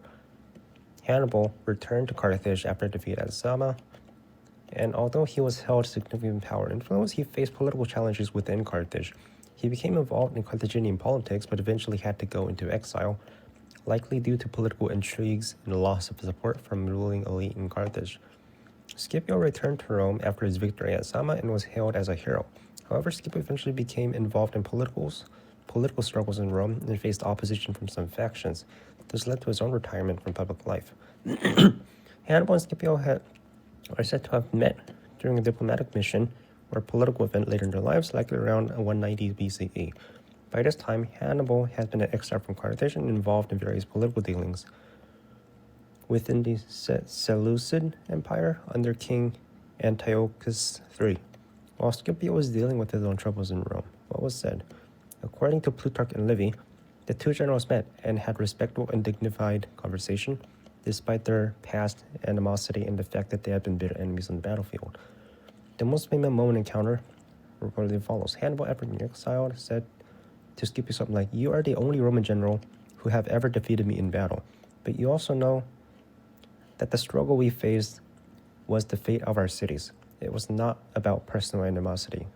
Scipio responded, acknowledging Hannibal's military genius, noting that both men were product of their respective countries, each shaping by their past wars. Symbolism and encounter. The meeting between Hannibal and Scipio were symbolic of the end of the long Punic Wars between Rome and Carthage. Both men, once the principal generals of one of the most intense conflicts in history, had retired and moved on from the battlefield. They had a mutual respect for each other as military leaders despite being adversaries in the past. It is said that the two men exchanged pleasantries and there was no hostility between them anymore. Historical legacy. Scipio and Hannibal were both retired generals as admit. They marked a moment of reconciliation. Even though they had been opposing sides during the Second Punic War, this meeting is sometimes viewed as a reflection of the respect between military titans who had spent long years fighting each other, but ultimately were able to acknowledge each other's leadership and strategy and influence on history. Tell me more about that conversation.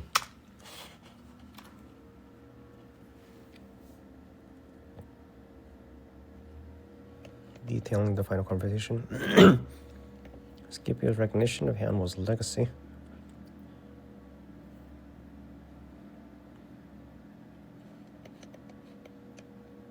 The only Roman general who had truly bested him in battle. Except military mind, strategic foresight, noting Scipio's approach to warfare was both innovative and decisive, particularly in his ability to adapt to the evolving situation during the war. Hannibal's wars conveyed not just respect for victory at Zama, but an appreciation for the broader nature of Scipio's military ingenuity.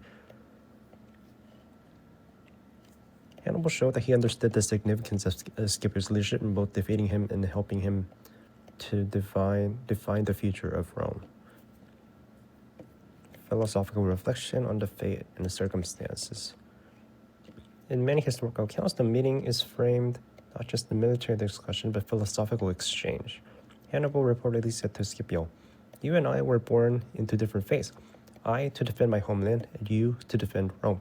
This reflects recognition of a larger political and cultural forces that shaped their lives and conflicts. Did they talk about ranking other generals? Oh wait, there's a quote. "I have fought many wars, but none so grand as the one we waged. You, Scipio, were the only one who truly understand the nature of the battle. You were the only Roman to defeat me. Scipio, you, Hannibal, are a commander without equal. Your victories against us in Italy are unmatched, and it is you who forced Rome to adapt its ways. In many ways, I owe my success to your brilliance."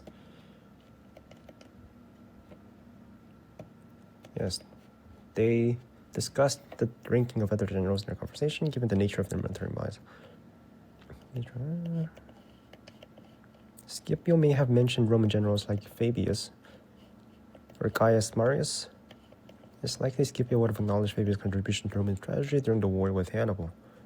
Hannibal, on the other hand, might have brought up Carthaginian commanders like Hasdrubal and Mago, or even other generals like Mediterranean, bitter rival, discussion of commanders of the period.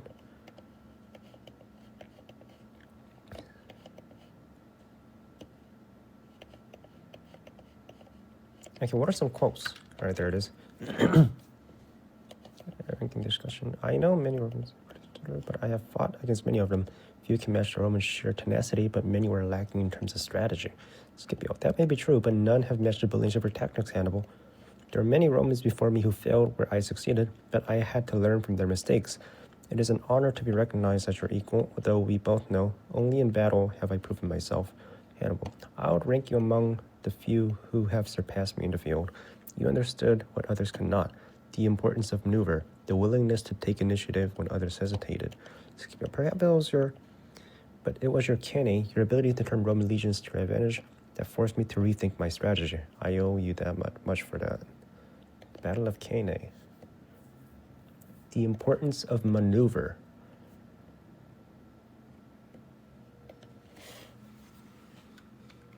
Tell me more. Tell me more quotes.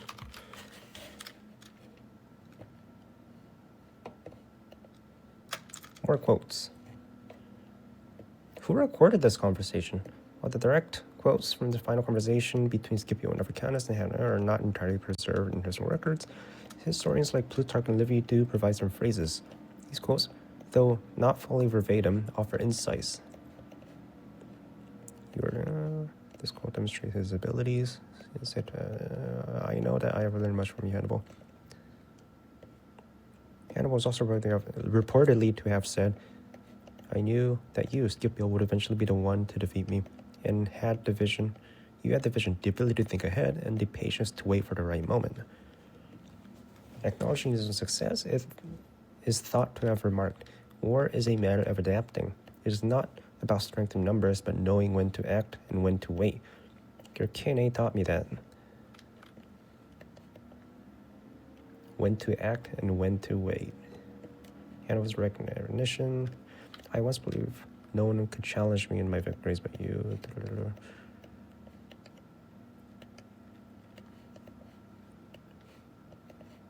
Is that it? In exchange, you may have been I find kindred spirit. May the future judge us by our deeds, not by our rivalry. Hannibal is sometimes quoted reflecting back in defeat. The Romans are like Hydra. For every head I cut off, 2 more rises in its place. I fought them for years, but it is their ability to recover from the defeat that I could never conquer.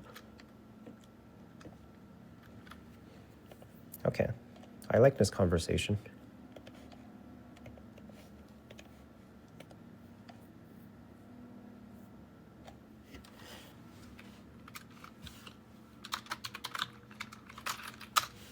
And he made a video on it too.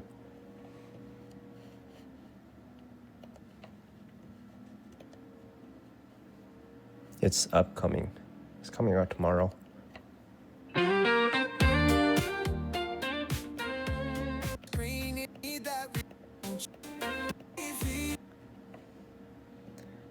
assumed you were bombarded with that release. Interesting way to announce you'll get to it. The wait was worth it. That was a good video, man. Alright, tell me more. What were some other things they discussed?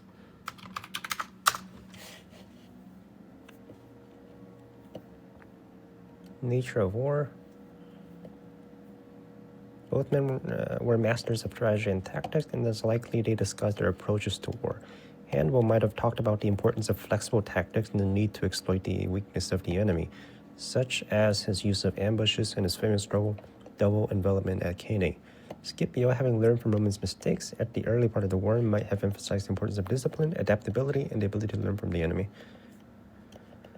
The respect for each other's military genius. Hannibal often spoke about Rome's resilience and military leadership, acknowledging that despite victories, Romans continued to fight on. He said it was like a hydra, right?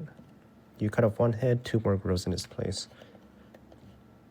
He might have admitted his greatest challenge in war was Rome's ability to recover from defeats.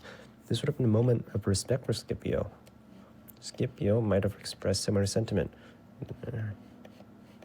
Influence of Fabius. Scipio could have discussed Fabius Maximus, who had been a key figure in Rome's strategy against Hannibal. Fabius's delaying tactics had been instrumental in wearing down Hannibal's forces over time, and Scipio might have shared his gratitude for Fabius's contribution in making Rome rethink its approach to war. Hannibal, on the other hand, may have spoken about challenges of dealing with Fabius's strategy, which involved avoiding direct confrontation and letting Hannibal exhaust his resources. While he ultimately defeated Fabius's plan, Hannibal might have respected it as an intelligent method of warfare. Concept of destiny and fate. Hannibal. Their personal reflections on leadership. His command was always complicated by a variety of mercenaries, tribal rivalries, and the fact he was far from home. Scipio, with this battleground Roman politics, I have discussed the political pressures he faced back at home, the role of Senate, and how he had balanced his military strategy with the needs of a Roman political system. Scipio might have acknowledged that his eventual success in Zama was partly due to the support of his allies, including Massinissa, aftermath of the war. Hannibal might have reflected on the downfall of Carthage after his defeat and his hopes of expectations for Carthage's recovery, which were dashed after the war. Scipio, on the other hand, might have discussed political future of Rome after the defeat of Carthage, including the rise of Rome as dominant Mediterranean power and the implication for the true warfare in this region. Scipio would have discussed the Roman desire to secure peace, but he might have acknowledged the difficulties keeping Carthage scheduled, subdued for long-term consequences. The fate of their families and legacies. He might have sensed a sense of bitterness over the eventual fate of the city. Scipio, meanwhile, would have enjoyed the honor of his victory and respect of Rome, but might have been aware of the political intrigue and the challenge of awaiting mutual acknowledgement. Let me see. Door to pick up. It's the Second Punic War.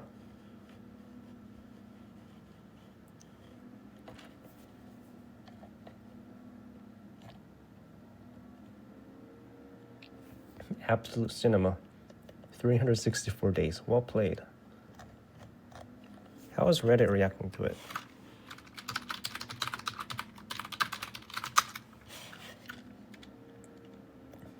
Parody history. Second Punic War trilogy is now complete with the return of our goat.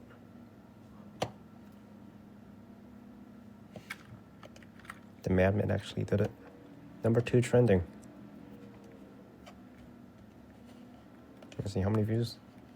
3.2 mil. To pick up some character pins. Too bad it's gonna take some time out before we get his videos on Third Punic War.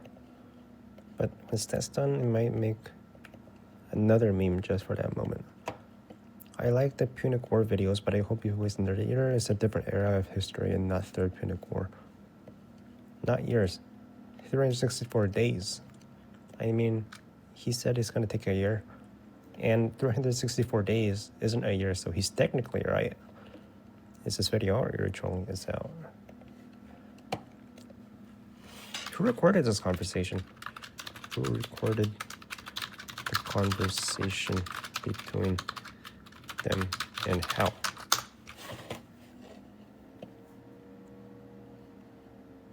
Punic War was not directly recorded.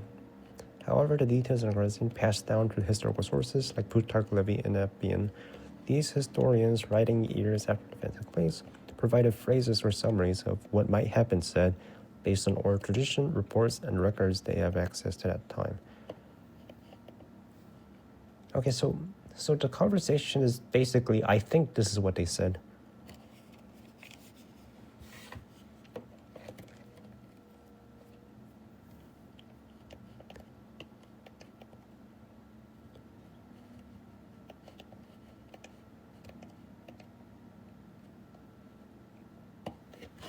So none of them actually know the conversation.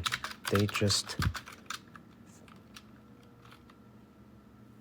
think of it. They just assume what was said. They just imagine what was said. Yes. So nobody knows. They could have cursed at each other. They could have had a fist fight and we wouldn't know.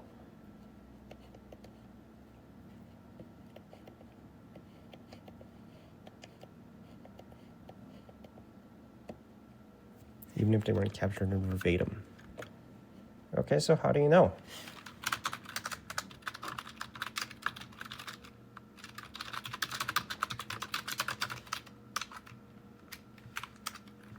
Then how do we know the broad themes? Inferred primarily through a combination of historical context, known personalities of both generals, narrative structure, Plutarch, Livy, Appian. So they don't know. They don't know for sure. They could have been talking about how big that tree was. They could have been talking about what's your favorite book. Why would you assume it's about the military? Perception of themes. Shaped by cultural history.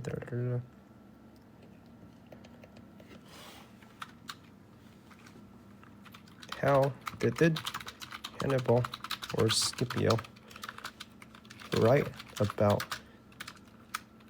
each other in any form? Neither they were wrote directly about each other in a surviving form. Both of them were prominent figures. But unfortunately, we didn't have any personal writings.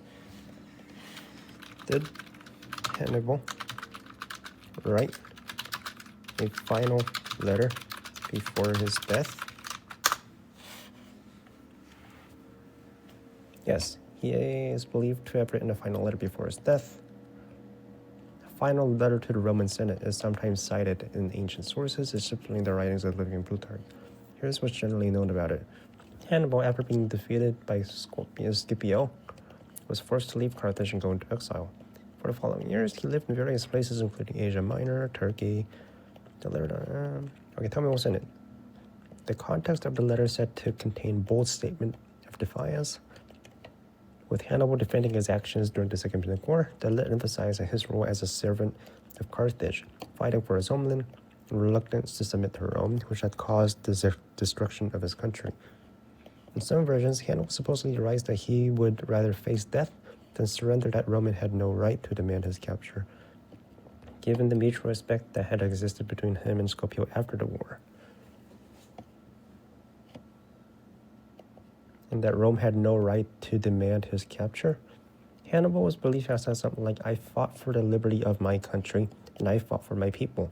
Let them be content to have conquered in war, but I will never surrender." Hannibal's dead. Hannibal died. It is like me, he died by suicide, ingesting poison to avoid falling into the hands of the Romans. The final letter, often cited as part of his last stand, an attempt to preserve his honor and avoid humiliation at the hands of the Romans. Do we have his letter?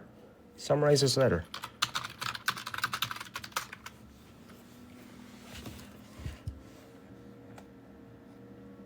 Hannibal's final letter, Pride and Honor, defends his victory in his actions at the Second Punic War, asserting that he fought to protect his homeland, Carthage, and its freedom.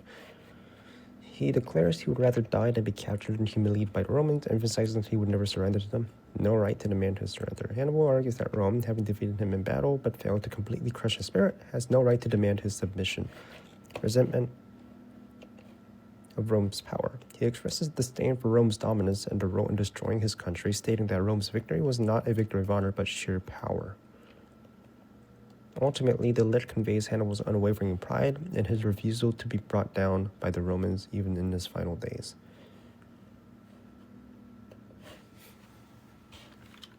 What did he say anything about Scipio?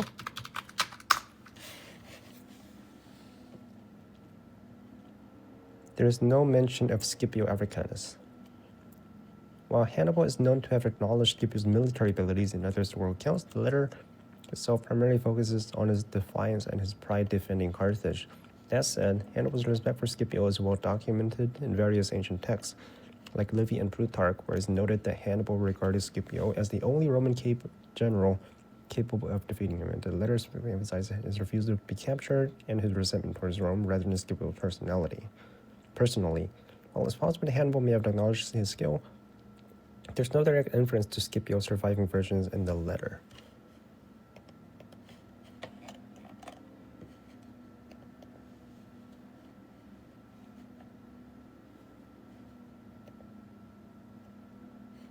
Isthmus. Who the fuck is that?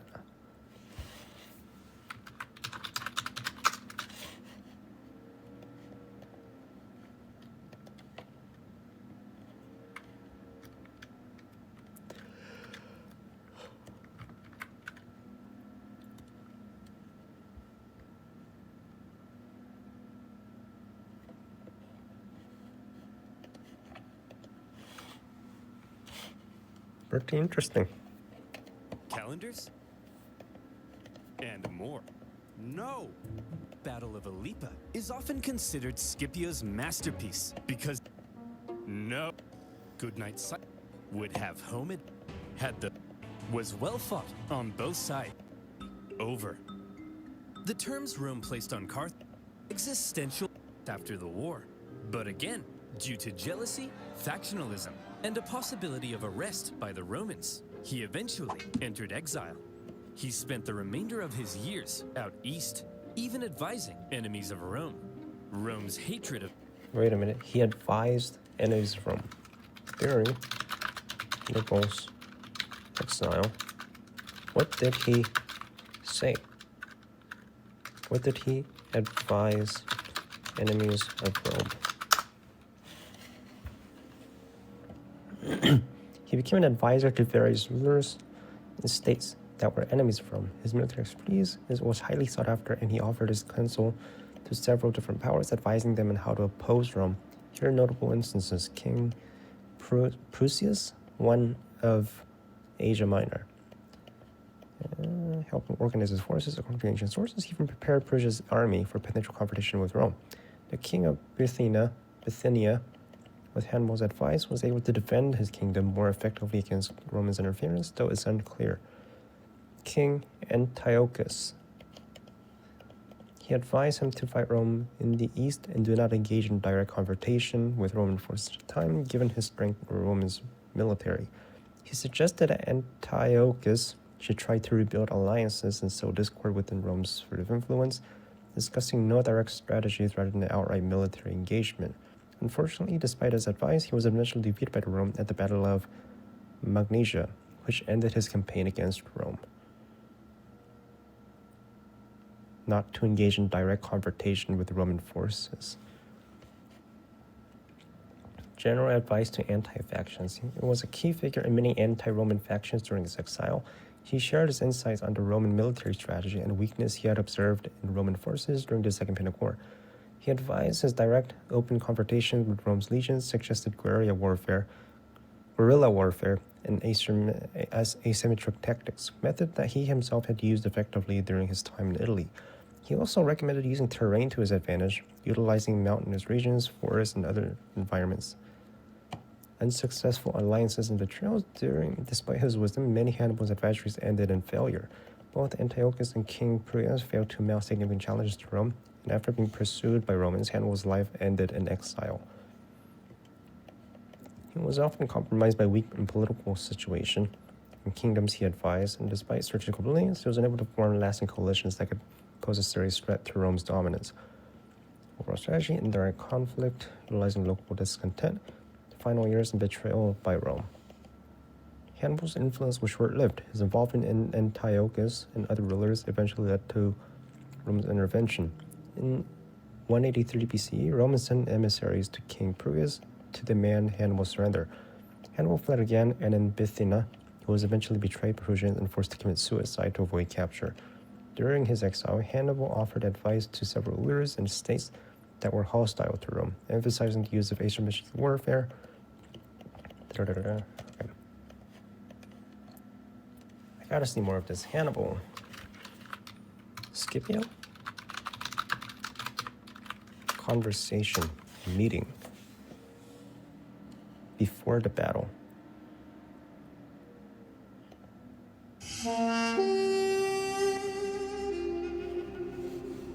Livius. When How their does he know? respective escorts had withdrawn to an equal distance, the two leaders advanced to meet each other, each accompanied by an interpreter, the greatest commanders not only of their own age, but of all who are recorded in history before their day, the peers of the most famous kings and commanders that the world had seen. As told by Livy. For a few moments, they gazed upon one another in silent admiration. Hannibal was the first to speak.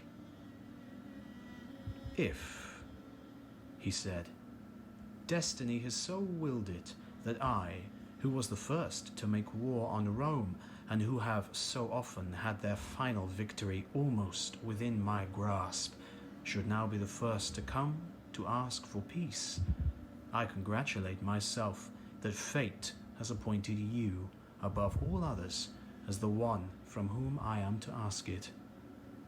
Amongst your many brilliant distinctions, this will not be your smallest title to fame. that Hannibal, to whom the gods have given the victory over so many Roman generals, has yielded to you, that it has fallen to your lot to put an end to a war that has been more memorable for your defeats than for ours. This is indeed the irony of fortune, that after taking up arms when your father was consul, and having him for my opponent in my first battle, it should be his son to whom I come, unarmed, to ask for peace. It would have been far better had the gods endowed our fathers with such a disposition. How do you know? This is like 100 years after. How did you know what was said at the Battle of Zama many years after? How did Livy know? Based on combination of primary sources or tradition, historical records available to him at the time. Livy wrote his monumental work from the founding of the city, which covered the history of Rome from its legendary origins to its own time. Written accounts. Livy would have access to historical records written by individuals who were present at the Battle of Zama or involved in the events of the Second Punic War. These could have included official Roman reports, like those written by military commanders, memoirs, and other writings by individuals who had been involved in the campaign. Polybius, a Greek historian who wrote extensively about Punic Wars, was a key source for Livy. Polybius had access to Roman records and a personal contacts with prominent Roman figures. He even interviewed many individuals who had fought in the Second Punic War, and his work became one of the foundational texts. His accounts of Punic Wars would have been one of the major sources Livy used to reconstruct the events of Battle of Zama, as well as the speeches. Great battles were often passed down orally from soldiers, veterans, and those involved in the conflict. Livy may have gathered information from these oral accounts, though they would have been secondhand and more prone to exaggeration and reinterpretation over time. Veterans, okay. So it's by veterans. That you would have been contented with the sovereignty of Italy, whilst we were contented with Africa. As it is, even for you, Sicily and Sardinia are no adequate compensation for the loss of so many fleets, so many armies, and so many splendid generals. But it is easier to regret the past than to repair it. We coveted what belonged to others. Consequently, we had to fight for our own possessions. Not only has war assailed you in Italy and us in Africa, but you have seen the arms and standards of an enemy almost within your gates and on your walls, while we here in Carthage, the murmur of the Roman camp.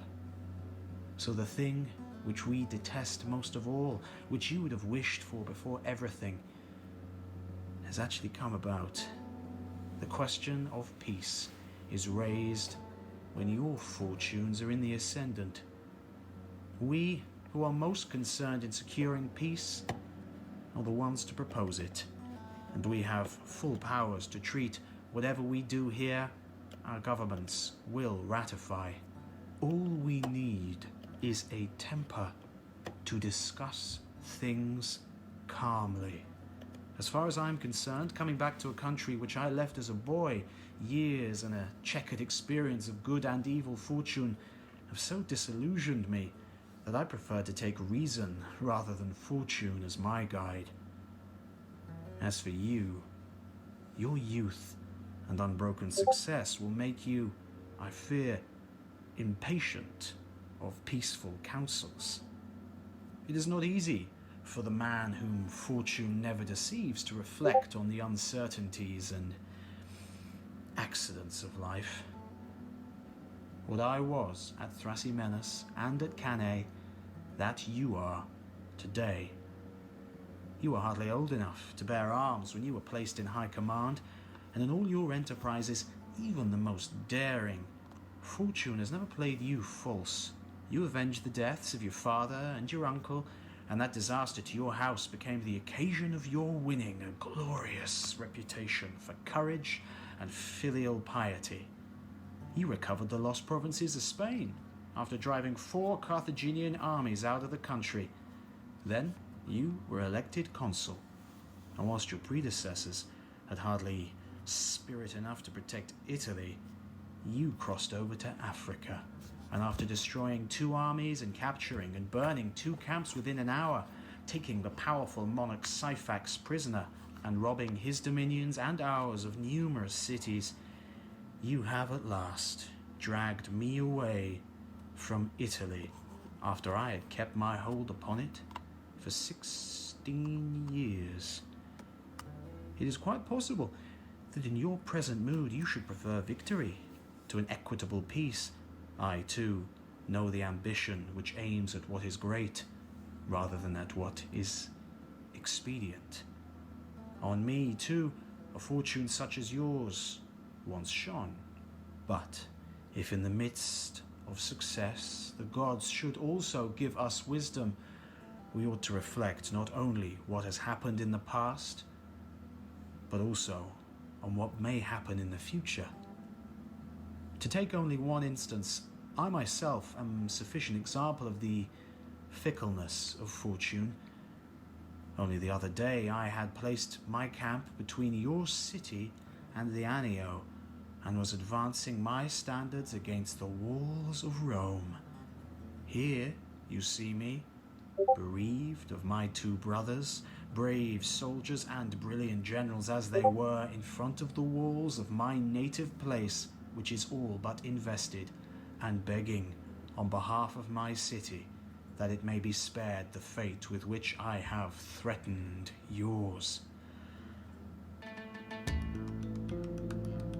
The greater a man's good fortune, the less he ought to count on it. Success attends you and has deserted us, and this will make peace all the more splendid to you who grant it. To us who ask for it, it is a stern necessity rather than an honorable surrender. Peace, once established, is a better and safer thing than hoping for a victory. That is in your hands. This is in the hands of the gods. Do not expose so many years' good fortune to the haphazard of a single hour. You think of your own strength, but think too of the part that fortune plays and the even chances of battle. On both sides there will be swords and men to use them. Nowhere does the event less answer expectation than in war. Victory will not add so much to the glory which you can now win by granting peace, as defeat will take away from it. The chances of a single hour can annihilate all the honors you have gained and all you can hope for. If you cement a peace, P. Cornelius, you are master of all. Otherwise, you will have to accept whatever fortune the gods send you. M. Attilius Regulus on this very soil would have afforded an almost unique instance of the success which waits on humanity. It inviolate. As I was responsible for beginning the war, and as I conducted it in a way which no one found fault with until the gods were jealous. Can you use modern English? To these arguments, the Roman commander made the following reply. Nuts.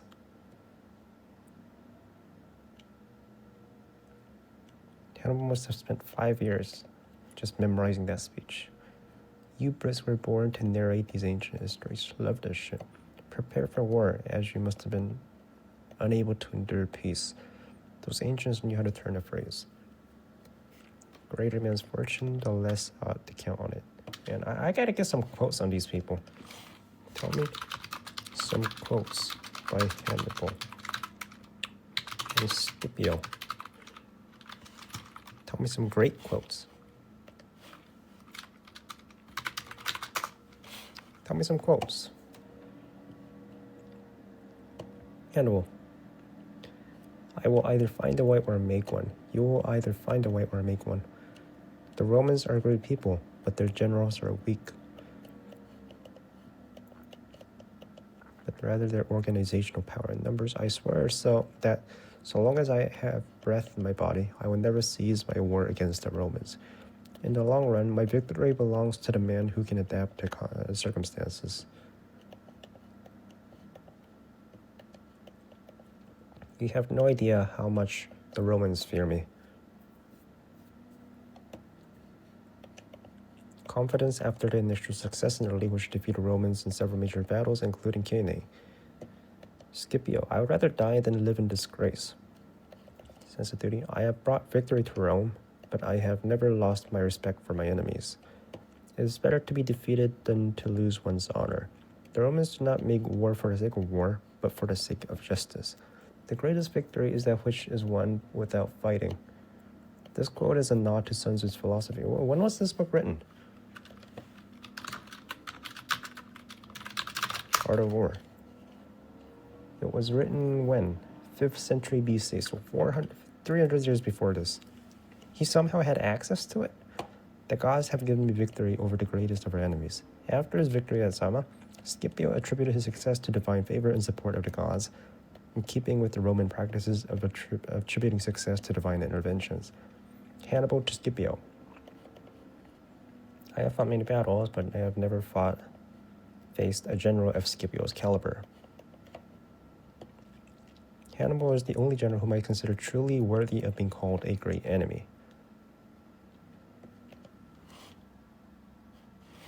Tell me more quotes about they said about each other. So not the conversation, what they say to their senate. Hannibal and Scipio is the only enemy I truly respect as a general. I fought many battles, but none more difficult than against Scipio.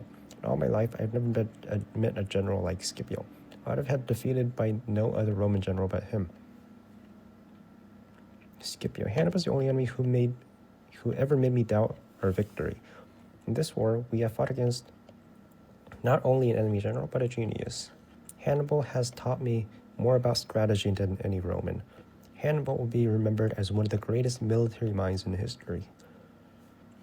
After the Battle of Zama, and despite their enmity, exchanged words of mutual respect. Polybius' account often described how the Romans respected Hannibal even after defeat. He made sure to point out that the Roman generals, particularly Scipio, admired the tactical acumen of Hannibal, even as they fought against them. How old were they? Date of birth? 247. Date of birth. So they were 11 years apart. This you, bro? He had hair. So they were 11 years apart. Here in 30 minutes. I really don't want to see Third Punic War. Why? What? Well, a lot doesn't happen in the Third Punic War, right? They just wipe out Carthage. Yeah, maybe I want to see something else. Yeah, the Third Punic War was only 3 years long, and almost all the war was based around the siege of Carthage. Can't see but be a mini war. Yeah, it's gonna be one episode, right? It's gonna be like a 10-minute. He could release it as a mini war later. Personally, I even like to see him make something like a biography of Mahatma Gandhi, maybe in a Russian Civil War, Vietnam War, Indian struggle of independence. Vietnam War is one of the top. Russian Civil War at the very top purely because I'm learning about it in history at the moment. Crusades? That a bad idea? Many more episodes about the Korean War. The Huns.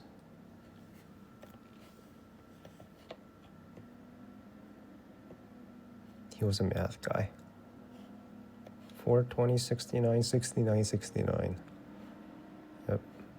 He loved to draw circles. He really died drawing circles. Carthage must be destroyed. Coming eventually. It's gonna be one part. I mean, the Romans just took the city. That's it. See you in 2026. Likely mini war. Man, this was a good series.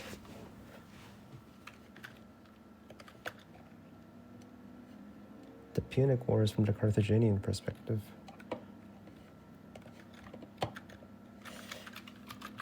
What was Hannibal's rationale for being at war with Romans for so long?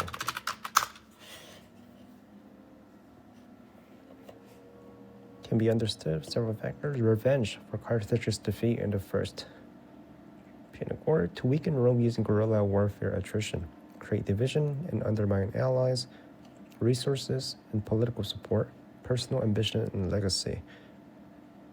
Hannibal's realization and shift, hope for Carthaginian reinforcements. After years of fighting, Hannibal began to realize that Rome's resilience and resources were far greater than he had anticipated. Despite his brilliance and success on the battlefield, he struggled to achieve decisive victory that would end the war in his favor. Over time, he had to adapt his strategy, but lacked reinforcements and political support. I don't think that's why he lost, man. I don't think that's why he lost. They had a good battle, right? Battle of Zama? They had a good battle.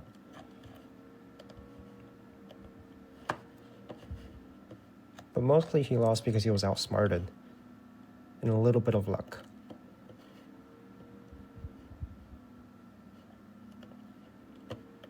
This is Carthage today. New Carthage.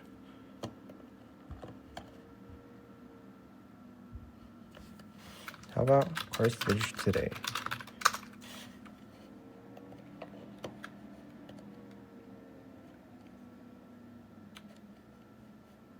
The Punic Kothan of Carthage in modern-day Tunisia, as it would have appeared in the 3rd century.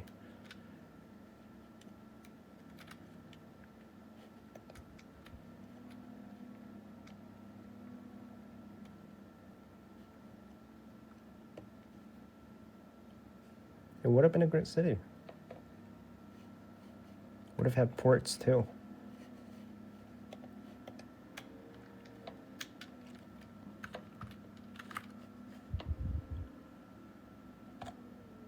Scipio the Younger. Scipio Africanus. How did he die?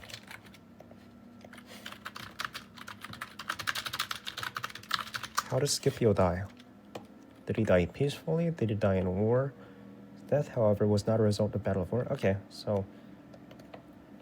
But a culmination of political isolation, personal disillusionment. Here's a summary of the events surrounding his death. Political and social isolation. Scipio's later years were marked by political tension and unrest. Scipio's return to home. Initially, Scipio was celebrated as a hero and received immense honor and admiration. However, over time, political rivalries and jealousy from fellow Roman senators and military leaders began to undermine his influence. Scipio faced charges of corruption and mismanagement related to his time in Spain, and though he was acquitted, the political climate in Rome became increasingly hostile towards him. Retirement and disillusion. Yeah, at that point, just retire, bro. Right? Like, keep your honor. In response to growing political hostility, Scipio retired from public life. He withdrew to his estates and lived in relative seclusion, away from political scene.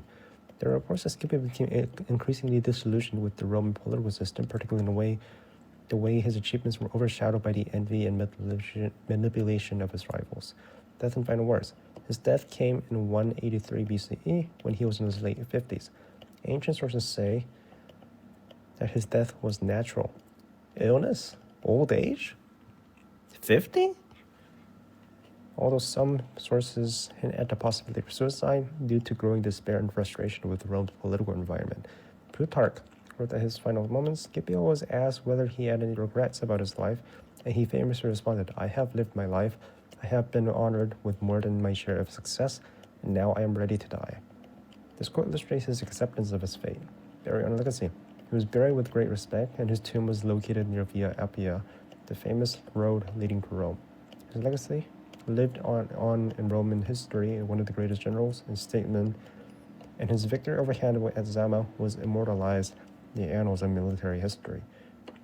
Scipio of Hyrcanus died in 183 BCE after retiring from public life, facing political exile and rivalry. Man, you guys don't want to respect him? For being a hero? They don't want to respect their heroes.